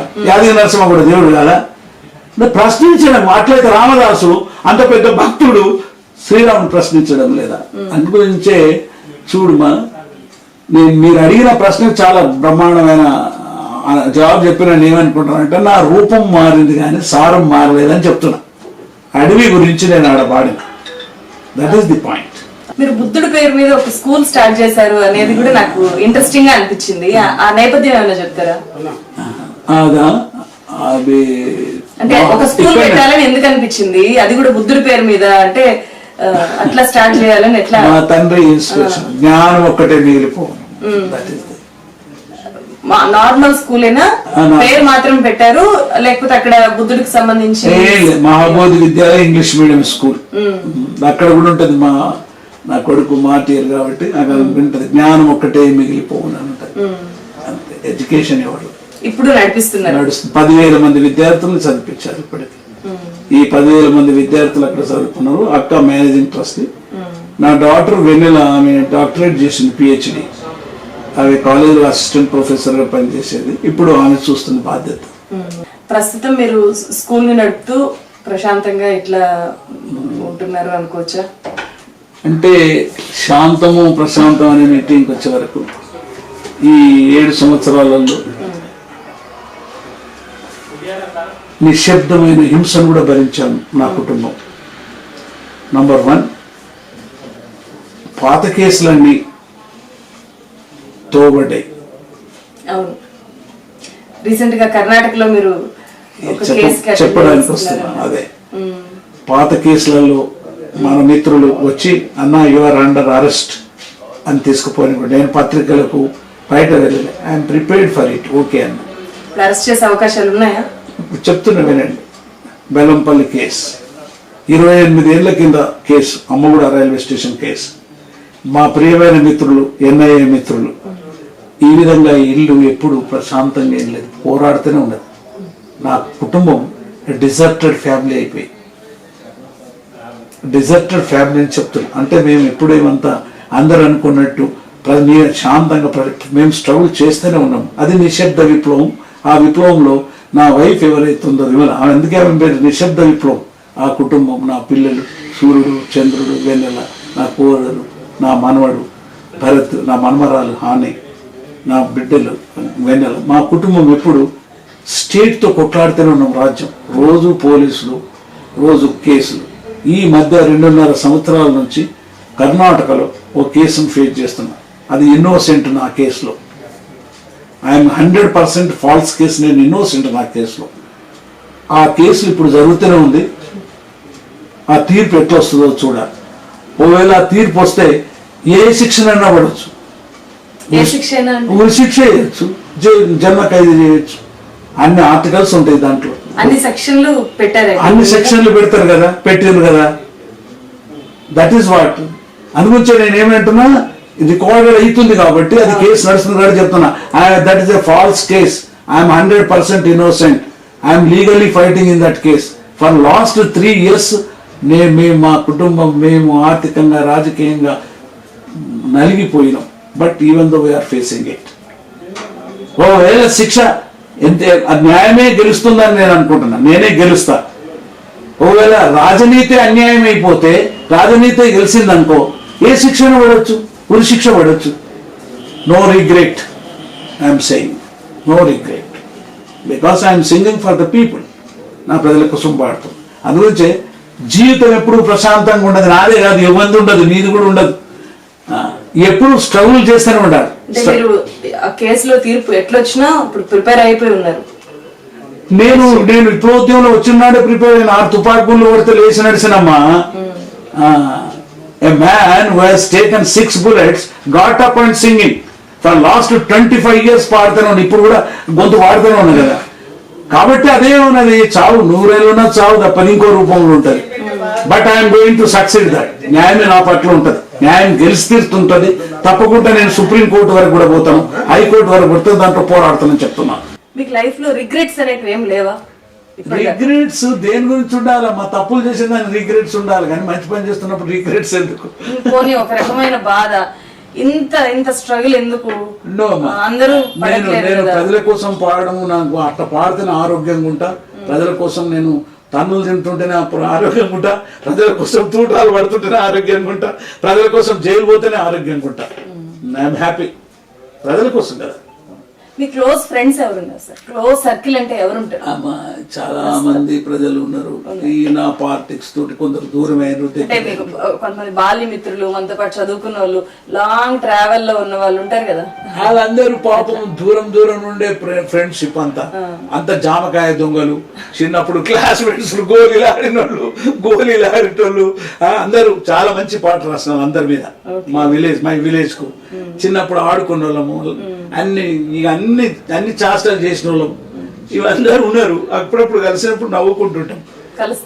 ఇప్పుడు కొంతమంది మిత్రులు ఇక్కడ ఈ ప్రాంతంలో ఉన్నవాళ్ళు, చాలా మంది మిత్రులు ఉన్నారు. ఒక మిత్రుడు ఉన్నాడు, సిఎల్ యాదగిరి అని. అన్న నువ్వు మూల పడిపోతే నేను మొత్తం సేవ నేనే చేస్తా అంటుంటాడు. అరే ఇప్పుడు మూలకెందుకు పడేస్తావురా బాబు అంటుంటా. నాకు మనం అనుకున్నట్టు రంగనాయకమ్మ గారి ఆర్టికల్ గాని, ఆ టైంలో ఇప్పుడు మీరు రామానుజాచార్య మీద పాట పాడినప్పుడు, రండి అని చెప్పి పాడినప్పుడు, అందరూ మీరు అప్పుడు ఉద్యమంలోకి, మరో ప్రపంచంలోకి రండి అని చెప్పి పిలిచిన వాటిని గుర్తు చేసుకుంటూ చాలా మంది రాశారు. మిమ్మల్ని విపరీతంగా అభిమానించే వాళ్ళు, రెండింటిని పోల్చుకొని రాశారు. వాళ్ళు ఎవరు మిమ్మల్ని ద్వేషించే వాళ్ళు కాదు, లేకపోతే మనసు మార్చుకునే వాళ్ళు కాదు. వాళ్ళకి అది నచ్చలేదు, వాళ్ళ అభిప్రాయం అది. మీరు ఎట్లా స్పందిస్తారు? వాళ్ళకి నచ్చలేదని అంత స్టేట్ చెప్పిన వాళ్ళకు వందనాలు. కాలం నిర్ణయిస్తుంది. ఆ పాట కానీ ఇప్పుడు సమ్మక్క మీద పాడాను, రామానుజన్ మీద పాడాను. నేను ఏమడుగుతున్నాను ఆ విషయం, ఒక కవికి అట్లా పోయే అవకాశం వచ్చినప్పుడు ఇప్పుడు అవతారం ఎత్తాలి, వాళ్ళు ఓ పాటల దాసులు అవతారం ఎత్తాలనుకుంటున్నాను. అది రూపం మారాలి, పాటల దాసు ప్రజల దగ్గరికి పోవాలి. నాకు దేవుడి శత్రువు కాదు, దేవుని పేరు మీద దేవుని దోషకుడు నాకు శత్రువు. దేవుడు యాడుండో తెలియదు పాపం, దేవుని ఏమనాలి. కాబట్టి ఇక్కడ దేవుడు ఉన్నాడు అనే దాంతో నేను అన్నా ఉన్నాడు లేడు అని. ఆ ప్రకృతి అయితే ఉంది కదా, ఆ ప్రకృతిని ఎవడైతే ఛేదించలేదు కదా, ఏదో ఒక శక్తి ఉన్నదని అనుకుంటారు కదా, ప్రజలు అనుకుంటున్నారు కదా. అమ్మ నన్ను ఒక్కని అంటాను, 99 మంది ప్రజలు రోజు ఏదో రూపంలో దేవుని ఒకటోలే, 99%. ఇప్పుడు వాళ్ళందరినీ తిట్టుకుంటా ఊపుకుంటామా, వాళ్ళు జ్ఞానోదయం చేయాలి. రామానుజ పాట కానీ నేను రాసిన, అసలు ఇదే పాట కాదు, చాలా పాటలు రాశాను. రామానుజాచార్య మీద పాట రాశారు అనడం కంటే, రామానుజాచార్య మీద జరిగిన ఒక వ్యాపారానికి గద్దర్ ఎందుకు అక్కడికి వెళ్ళడము? అక్కడ జరిగింది రియల్ ఎస్టేట్ కదా, ఇప్పటికే టికెట్లు పెట్టి అమ్ముతున్నారు కదా, అట్లాంటి దాన్ని గద్దర్ ప్రమోట్ చేయడం ఏంటి, మా గద్దర్ ప్రమోట్ చేయడం ఏంటి అనే ఆవేదన కనిపిస్తుంది. దానికి రామానుజాచార్యుడు అయితే కాదు కదా బాధ్యుడు. రామానుజాచార్యుడు ఇస్ రామానుజాచార్య, ఆయన మీద మిమ్మల్ని కూడా ఒక రకంగా వాళ్ళు అక్కడ ఆ పాట మీతో పాడించడం ద్వారా ఎక్స్ప్లాయిట్ చేశారు అనేది కూడా. వాళ్ళు ఎవరు నన్ను బలవంతంగా పాడించలే, అది చాలా స్పష్టంగా ఉందాం. వాళ్ళు ఎవరు, చిన్నజీఆర్ స్వామి గాని దాని మీద వచ్చి నువ్వు మీ పాట రాసి ప్రపోజల్ అయితే వాళ్ళ వైపు నుంచి మీకు వచ్చింది పాడాలి అని, రాలేదు. చర్చ జరిగినప్పుడు నేనే పాట రాసి పాడుతానని పాడిన. చిన్నజీఆర్కు నాకు జరిగిన చర్చ నేను చెప్పిన కూడా ఆ ఇంటర్వ్యూలో, వాటి అవును కాదైతుంది, కాదు అవును అవుతుంది, అవునులో కాదుంది, కాదు అవునున్నది, ఇదేలా విశిష్ట వైద్యత్వం అని చెప్పి నేను ఒక పాట పాడుతానని నేను చెప్పాను. To be frank, they have never invited me to write a song, to come over there to sing. ఆ TV9 ద్వారా ప్రచారం జరిగింది. నేను ఆయనతో డిస్కస్ చేసిన దాన్ని ఒక పాటగా రాసి నేను పాడుతానని చెప్పి TV9 వాళ్ళతో ఇంటర్వ్యూ అది వాళ్ళు చేస్తే ఆ ఇంటర్వ్యూలో నేను పాడాను. ఇది ఫ్యాక్ట్. వాళ్ళేమి నాకు వచ్చి మీరు వచ్చి గదరు ఈ అసైన్మెంట్ ఏం కాదు, నాకు ఎవరు అసైన్మెంట్ ఎప్పుడైనా ఆదించుకోమ్మా, నాకు ఎవరు అసైన్మెంట్ ఇవ్వరు. అంటే మీరు ఉండాలి అని కోరుకుంటారా? కోరుకోవచ్చు, కానీ ప్రైమ్ మినిస్టర్ నుంచి మొదలుకొని ఇంకా ఈ దేశంలో ఈవెన్ ఆపోజిషన్ పార్టీలు కానీ అనేక పార్టీలు, కాంగ్రెస్ ఉంది, సిపిఐ ఉంది, సిపిఎం ఉంది, బీజేపీ ఉంది, బహుజన్ సమాజ్ పార్టీ ఉన్నది. అన్న ఓ పాట పాడమని అంటారు కానీ మా పాట పాడమని ఇప్పటి వరకు అనలే. నేను వాళ్ళకి తెలుసు ఏది వాడినా వీడు విప్లవం అని ఏమన్నదమ్మా. నేను అడుగుతున్న ప్రశ్న, రామ్ అంటయ్యో రామానుజ జాతరకు ఉదామ్రో పరమాత్ముని చూడనీకి సమతమూర్తి మమతమూర్తి విశిష్ట అద్వైతం విశ్వరూపము చూడండిరో రామానుజ జాతరకు ఉదామ్రో పరమాత్ముని చూడనీకి జన్మస్థానం ఒకటే అయితే జంజముతో జగడమేల దేవుడు మనిషికి భక్తునికి గోడలేల గొడవలేల మానవత్వమే మనిషి మతమని చెప్పానంట. రెండయ్యో రామానుజ జాతరకు పోదాంలో ఆ మొత్తం పాటలో సారం చూడాలి. ఆ వేదిక మీద అక్కడ రామానుజన్ దగ్గర ఆ రామానుజన్ యొక్క ఆలోచన విధానంలో 4-5 పాయింట్లు ప్రజలకు చెప్పిన అనేది నా భావన. అలా పోయిన తర్వాత భక్తులు మునిగిపోతే ఏమైతామమ్మా? ఒక పోయిట్, ఒక సింగర్ నిజంగానే పాడాలి, నటించొద్దు. ప్రజలకు నేను పాడాను రండి. ఒక ఒక ఒక 1000 ఏళ్ళ కిందట ఒక దళితుడు రోజు ఎత్తుకపోయి ఆయన పియ్యి రుడిసి రామానుజాది గోసి కట్టి, ఆడ కులం రాలేదా, గోసి కట్టి దొడ్డికి రుడిసి స్నానం చేసి 120 ఏళ్లకు ఆ కావేరిలో ముంచి బట్టలు తొడిగిచ్చి ఆడ పెడితే ఆ రామానుజుడు ఆ మొట్టమొదట ఆ అంటరానుడికి దండం పెట్టి ముట్టుకొని. అదే సార్, అంటే రామానుజాచార్యుడు అప్పుడు బౌద్ధిజం బాగా ఉంది కాబట్టి ఆ బౌద్ధిజాన్ని పక్కకి తప్పించడానికి. అమ్మా నేను ఇప్పుడు ఏయిజం గురించి మాట్లాడడానికి లేదు, నీ ప్రశ్న జవాబు చెప్పడానికి లేదు. ఇక్కడ బుద్ధుడు ఉన్నాడు, బౌద్ధిజాన్ని పక్కకు పట్టించడానికి చేసిందా ముందు విమర్శల్ని రాస్తూ వాళ్ళు రాసేటోడు వాళ్ళు. మీరు దయచేసి as a journalist you ask me a straight question, that is there criticism. Journalist ఎప్పుడు ఒక ప్రశ్న ఇస్తే జవాబు చెప్పడం, నువ్వు ప్రశ్న ఇచ్చే వరకే నీ హక్కు. You listen my answer. Tulasi ఒక మనిషి 1000 ఏళ్ల కిందట బౌద్ధిజం కావచ్చు, మరి తర్వాత ఎందుకు చేయలేరు అనేది ప్రశ్న. వాళ్ళు ముట్టుకొని దండం పెట్టి పోయి మోకిండ. అందుకే నేను ఫీల్ అయింది, నా స్పందన చెప్పిన. ఆ స్పందన మీద వాళ్ళ స్పందన వచ్చింది, నేను స్వాగతిస్తాం. సంఘర్షణ జరగవలసింది, పరస్పర సంఘర్షణ వలన ఏదైనా వస్తుంది. 75 సంవత్సరాల జీవితం, 75 సంవత్సరాల తర్వాత ఈ రోజు చెప్తున్నా, ద్వేషం ఏదైతే వచ్చిందో ఆ ద్వేషం ఈ దేశాన్ని నాశనం చేస్తుందని చెప్తున్నా. ఆ ద్వేషాన్ని తగ్గించాలి. కుల ద్వేషం, మత దేశం, దేశ పిచ్చి, జాతి దేశం, ప్రాంతీయ ద్వేషం ఈ దేశాన్ని రెచ్చగొడుతున్న ఈ సమయంలో గద్దర్ నర్సనమా నర్సన యాదగిరి నరసన్న యాదాద్రి వైడాము యాది మరిసిపోకను నరసనమా నరసన్న ఓ నరసనమా నరసన నరసింహావతారం ఎత్తి నీవు ఈ నరలోకం పనిపట్ట మళ్ళీ వస్తావరో నరసనమా నరసన. That is Gaddar.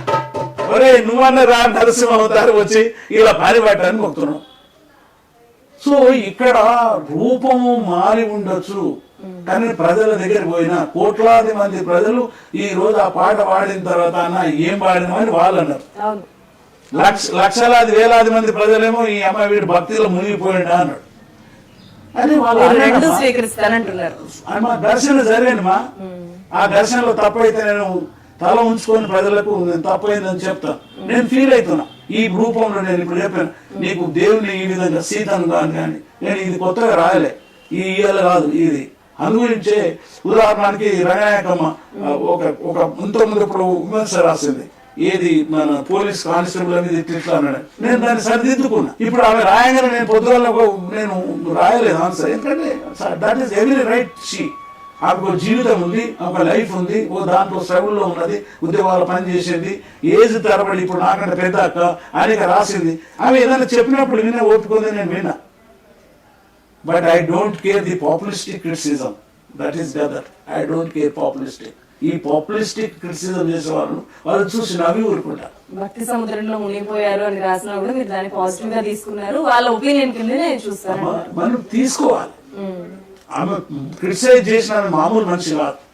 ఆమె ఎందుకు చెప్తుందో మీరు జరగాలి చేస్తారు. అవును, ప్రజాయుద్ధ నౌక అనేది ఎట్లా వచ్చింది నేను ఇలా అడగడం మర్చిపోయాను. అంటే ఇప్పుడు ప్రజాయుద్ధ నౌక అని ఎవరు క్రైమ్ చేశారు, మీకు ఏమైనా గుర్తుందా? అంటే ఇప్పుడు చాలా మంది జర్నలిస్ట్ ఒకళ్ళు ఇద్దరు అంటారు మేము రాష్ట్రం అని. కానీ యాక్చువల్ గా that origin is people's war. People's war party voice ఇచ్చేవాడిని ప్రజాయుద్ధ నౌక అని ఆ విధంగా ఇవాల్వ్ అయింది. అది ఒక్కొక్క జర్నలిస్టులు రాసిండ్రు, వాళ్ళు రాసిండ్రు, వాళ్ళు వచ్చింది. గద్దర్ మాత్రం మీరు పెట్టుకున్న కలం పేరు. నేను పెట్టుకున్నది కాదు. మా సంస్థలో గదర్ వీరుల గురించి గదర్ అంటే గదర్ వీరులు, అది భగత్ సింగ్ వాళ్ళు అందరూ ఉన్నది. అది కన్నడలో అక్కడ జరిగిన పార్టీ యొక్క పేరు. మేము అప్పుడు భగత్ సింగ్ వీరుల గురించి చదువుతున్నాం, దేశభక్తులు చదువుతున్నప్పుడు ఈ గదర్ ఉంటే బాగుంటది అనుకున్నాం. కానీ ఆ గదర్ కింద దావుతాయి గద్దర్ అయింది. యాక్చువల్గా గదర్ ఇప్పుడు గద్దర్ అయింది. మీ పాటల్ని ప్రేమించే వాళ్ళకు, మీ పాటలు చూసి ఉర్రూతలుగే వాళ్ళకు మీరు ఇచ్చే ఒక సజెషన్ లేదా భవిష్యత్ తరాలకు మీ మాట ఏంటి ఫైనల్ గా కన్క్లూడ్? నా ప్రియమైన కౌలార కళాకారులారా, మీకున్న సమయంలో, మీకున్న కాలంలో మీరు ప్రజల గురించి కూడా పాడండి. ఎందుకంటే మీ పెన్ను ఇచ్చిన వాళ్ళు, మీ బట్టలు ఇచ్చిన వాళ్ళు, మీ పుస్తకాలు ఇచ్చిన వాళ్ళు, మీకు జీవితం ఇచ్చిన వాళ్ళు, అన్నం పెట్టారు ప్రజలే. నా అనుభవం మీకు చెప్తాను. ఆ ప్రజల గురించి కూడా కేటాయించి. నంబర్ 1 విప్లవం లేకపోతే అభ్యుదయాలు లేకుంటే ప్రోగ్రెస్ చేసే కౌలారా, మీరు పాటల దాసులుగా ప్రజల దగ్గరికి వెళ్ళండి. నేను ఆ అవతారం ఎత్తున్నా, పాటల దాసుగా. ఆ పాటలు రాసుకొని ప్రజల దగ్గరికి వెళ్ళండి. ఆ ప్రజల్ని చైతన్యవంతమవుతుంది. ఇది నేను వాళ్ళకి ఇచ్చే సందేశం. ఒక్క పాట. హోలే హోలో హోలియవోలం, హోలే హోలో హోలియవోలం, హోలే హోలో హోలం, హోలే హోలో హోలం. పొద్దు తిరుగుడు పువ్వు పొద్దును ముద్దాడే, తొలి పొద్దును ముద్దాడే, అడవిలో వెన్నెలమ్మ ఆకుల ముద్దాడే, చిగురాకుల ముద్దాడే, పొత్తిల్లో నెత్తురు గుడ్డును తల్లి ముద్దాడే, కన్న తల్లి ముద్దాడే, పాల సేపులను పాపలు ముద్దాడే, పసి పాపలు ముద్దాడే, పిల్ల ఏరు పారి పారి తల్లిని ముద్దాడే, కన్న తల్లిని ముద్దాడే, సంభ్రమమ్మ పొంగి పొంగి నింగిని ముద్దాడే. హోలే హోలో హోలియవోల, హోలే హోలో హోల, ఆడి ఆడి అలసిపోయిన నెమలి కాళ్ళను కోకిల ముద్దాడే, కోకిల రాగము ముద్దాడే, పాడి పాడి మూగాపోయిన కోకిల గొంతును నెమలి ముద్దాడే, నెమలి నాట్యం ముద్దాడే. యుద్ధములో యోధుల్ని తుపాకీ ముద్దాడే, యుద్ధములో యోధుల్ని తుపాకీ ముద్దాడే, ఆ తూటలు ముద్దాడే, ఒరిగిన వీరుణ్ణి భూతల్లి ముద్దాడే, నా ఒరిగిన వీరుణ్ణి భూతల్లి ముద్దాడే, రణభూమి ముద్దాడే, రణభూమి ముద్దాడే. అక్కడ మాట్లాడతా అంటే నన్ను సపరేట్ గా తీసుకోమను, అప్పుడు మాట్లాడతా అన్నది. ఒకసారి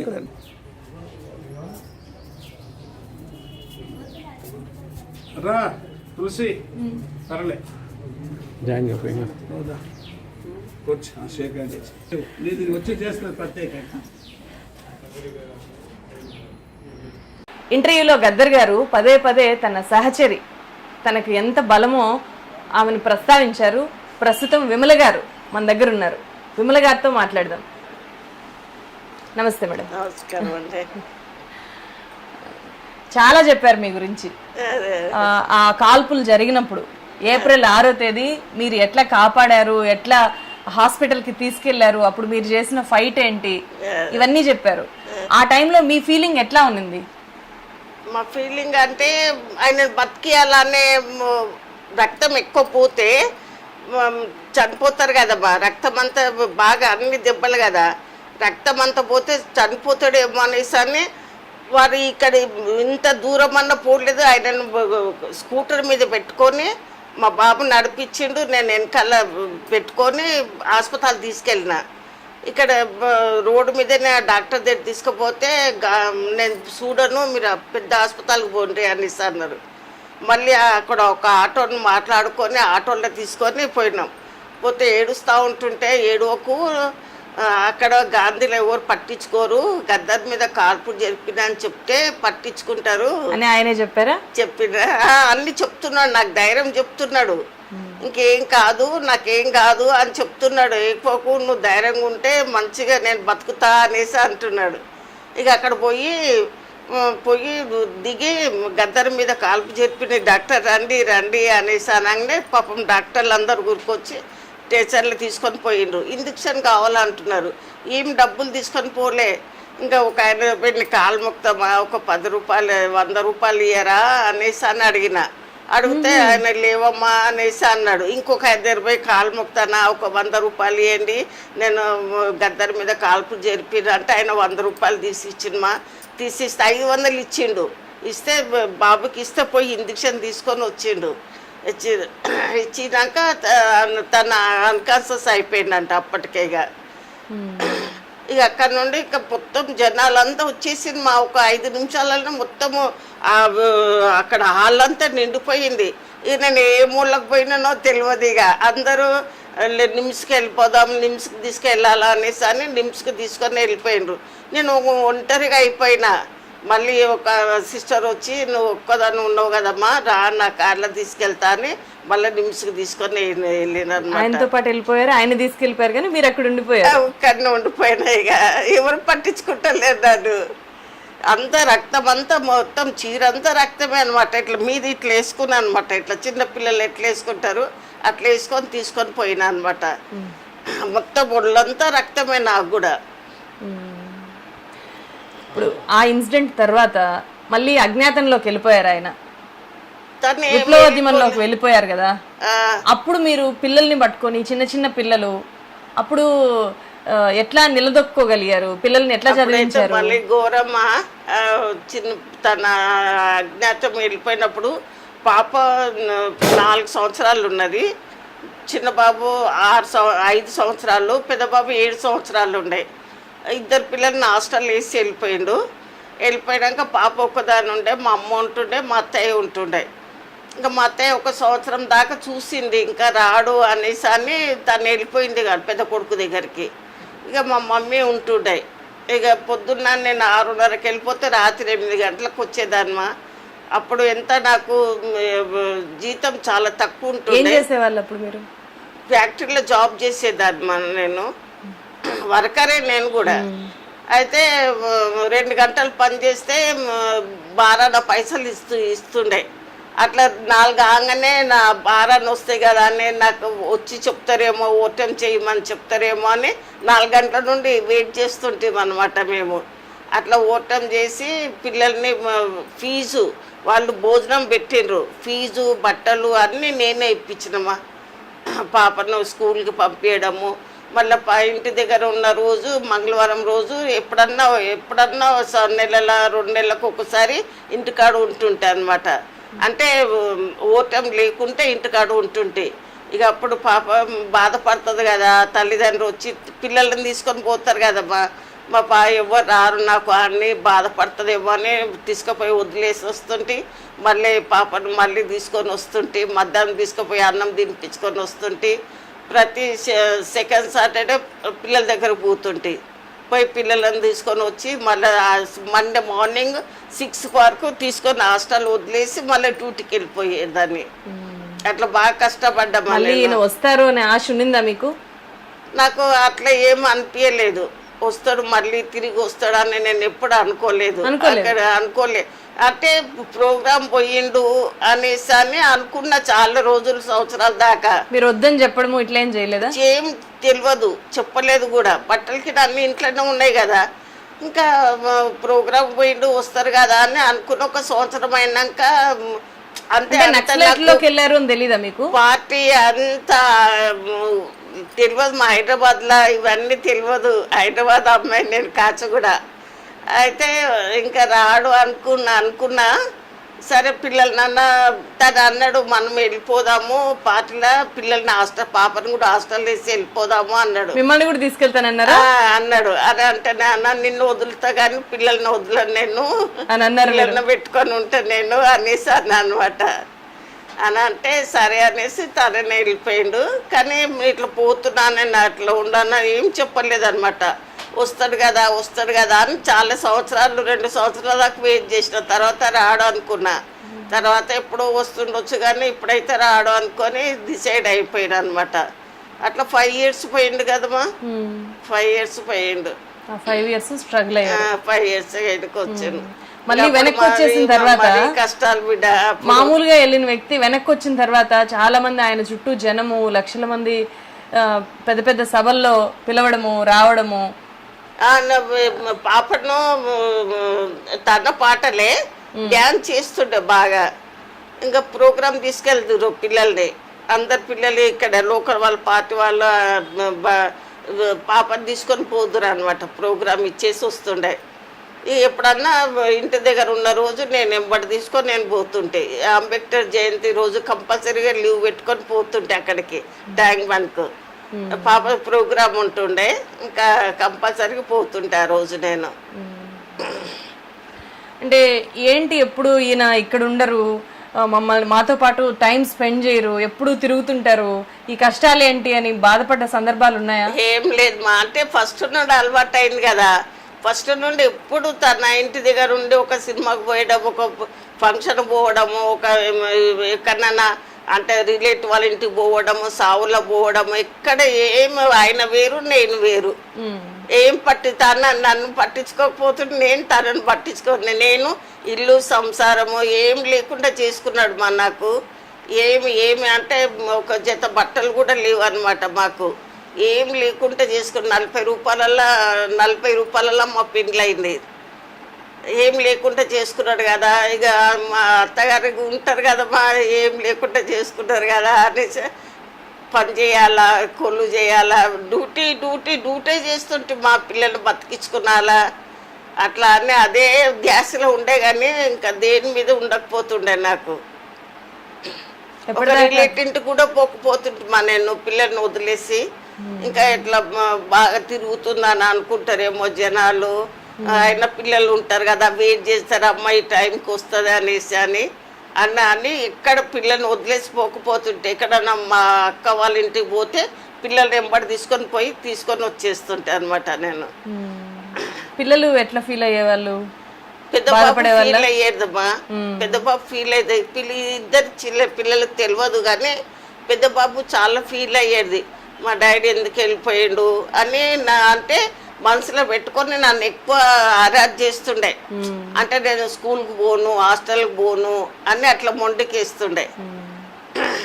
నాకు అర్థం కాకపోతుండే ఎందుకు ఈయన ఇట్లా చేస్తున్నాడు అని. మళ్ళీ తర్వాత అర్థం చేసుకున్నా, ఓ తండ్రి లేడు కదా అనేసి ఇట్లా మొండికేస్తున్నాడు. అంటే అడగలేక అని ఏమి నన్ను అడగలేక తను అట్లా మొండికేస్తుండే. మీరు ఎప్పటిదాకా ఈ కష్టాలు అనుభవించారు?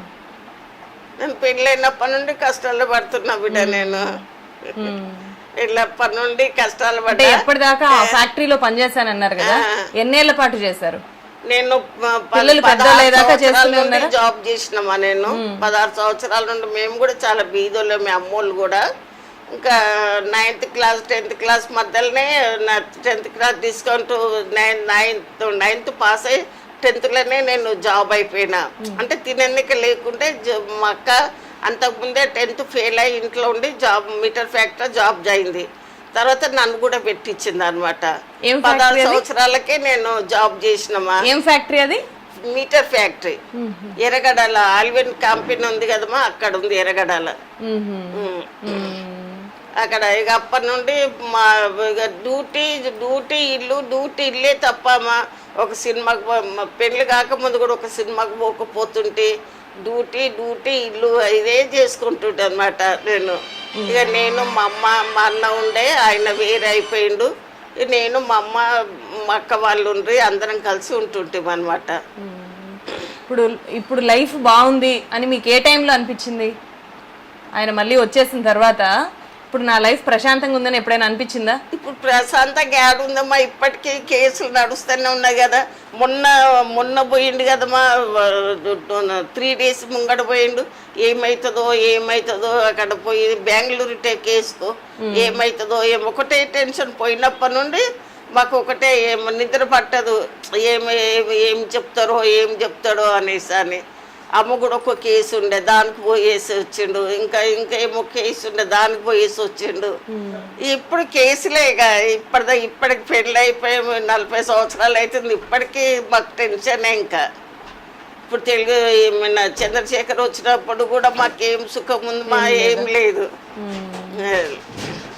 ఆర్థిక పరమైన కష్టాలు కూడా పడుతున్నారు. కష్టాలు పడుతున్నాం కదమ్మా. అంటే గద్దర్ వైఫ్ అనే ఇమేజ్ మీరు అనుభవించారా అని? ఈమె గద్దర్ గారి భార్య అనేది జనాల్లోకి వెళ్తే ఎట్లా ఉండేది మీ పట్ల? అంటే అమ్మాయి కొంచెం సిన్సియరే, బాగుంటుంది అనేసి అని అనుకున్న వాళ్ళు అనమాట. బాగా కష్టాలు పడ్డది, సంసారం నిలబెట్టుకున్నది అనేసి అని ఒక ప్రేమ ఉండే. ఇప్పటికున్నది మా అందరికి. అట్లాంటి ఆయన మీద ఇప్పుడు విమర్శలు కూడా వస్తుంటాయి కదా, అలాంటివి ఎప్పుడైనా చదివినప్పుడు చూసినప్పుడు మీకు ఏమనిపిస్తుంది? బాధపడతామా, ఇంత త్యాగం చేసిండు, ఇల్లు సంసారం పిల్లలు. మా ఇప్పుడు వేరే పిల్లలు అందరు అమెరికాకు పోయి అక్కడంతా బాగా సెటిల్ అయిపోయింది. మా పిల్లలు ఏం సెటిల్ అయిపోయింది బిడ్డ, ఏం సెటిల్ కాలేదు మా పిల్లలు.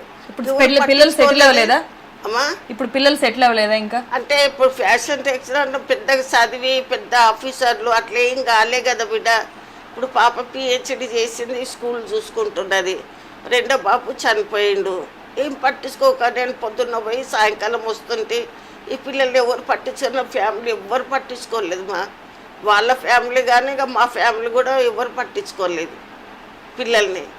ఇక నేనే పట్టుకొని పిల్లల్ని పైకి మా అంకుల్ గద్దర్ గురించి పేపర్లు వస్తే పిల్లలకు చెప్తుంటే ఇట్లా పోయినా అనేసి అంటే మా బాబు ఇట్లా అనుకొని మెల్లగా లేచి వెళ్ళిపోతుండే పెద్ద బాబు. అంటే అటువైపు పార్టీ తరఫు నుంచి మీకు ఏమీ సపోర్ట్ లేదు మాకు.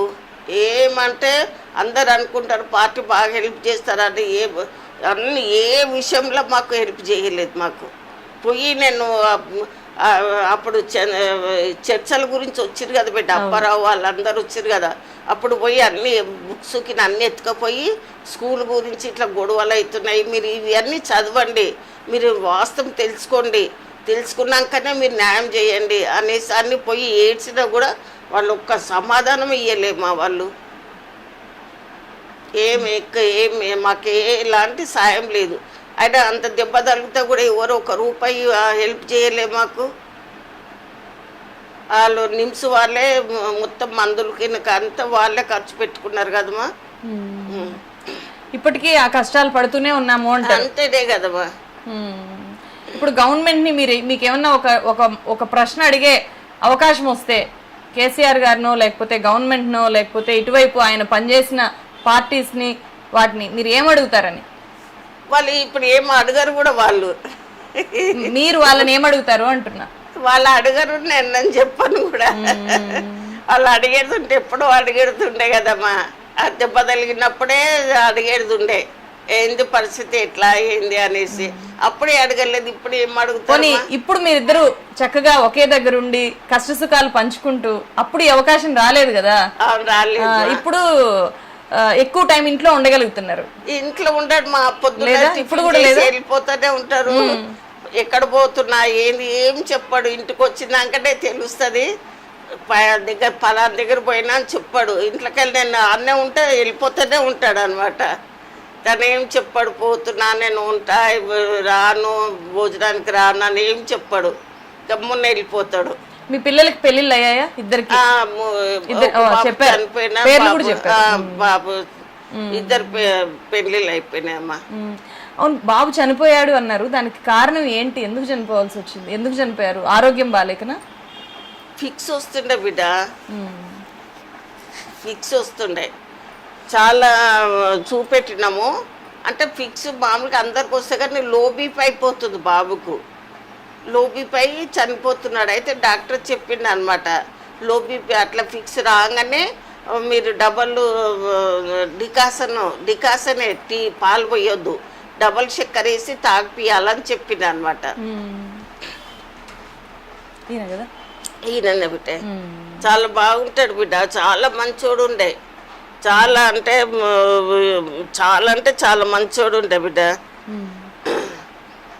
డబల్ చక్కెర వేసి అప్పుడు ఉన్నారా? గద్దర్ గారు కూడా ఉన్నారు అప్పుడు ఇంట్లోనే? తన ఊళ్ళోనే చనిపోయింది మా. అప్పుడే బెంగళూరు పోయేసి వచ్చిండు, 1 నెల పోయిండే. పోయి ఆ నైట్కి వచ్చిండు, తిన్నాము. తిన్నాక తన కూడా తిన్నాడు. తిని పండుకొనా అనేసి అన్నాడు. అని అనగానే ఇట్లా పండుకొని ఉంటున్నాడు. ఆ అనగానే పోయి మీద వేసుకున్నాడు. ఇప్పుడు మీదనే పోయింది బిడ్డ ప్రాణము. మీ లైఫ్ని మీరు ఒకసారి వెనక్కి తిరిగి చూసుకుంటే మీకేమనిపిస్తుంది? ఇన్ని కష్టాలు పడ్డారు ఒక వ్యక్తిని పాటల్లోకి ప్రజల్లోకి పంపించడానికి. మీరు లేకపోతే ఆయన ధైర్యం చేసేవాడు కాదేమో. అట్లేం లేదా? అంటే ఆయన నా వెనక ఆమె ఉండి నన్ను నడిపింది అనే గౌరవాన్ని మీకు ఇచ్చారు. మీ మీద ఒక పుస్తకం కూడా రాయబోతున్నాను అని చెప్పారు. చెప్పారా మీకు? రాస్తున్నారా రోజు? ఇదంతా చూస్తే మీకు మీకు మనసులో ఎట్లాంటి భావన కలుగుతుందని? అంటే నేను మా ఫ్యామిలీని ఇంత చదువుకొని ఇంత పేరు వచ్చిన వాళ్ళు ఎవరు లేరు మా. నాకు ఉంది కదా, నా భర్తకి ఇట్లా వచ్చింది కదా, కష్టాలు వచ్చినా కూడా పేరు కూడా వచ్చింది కదా, అది సంతోషము. అది చాలా సంతోషం.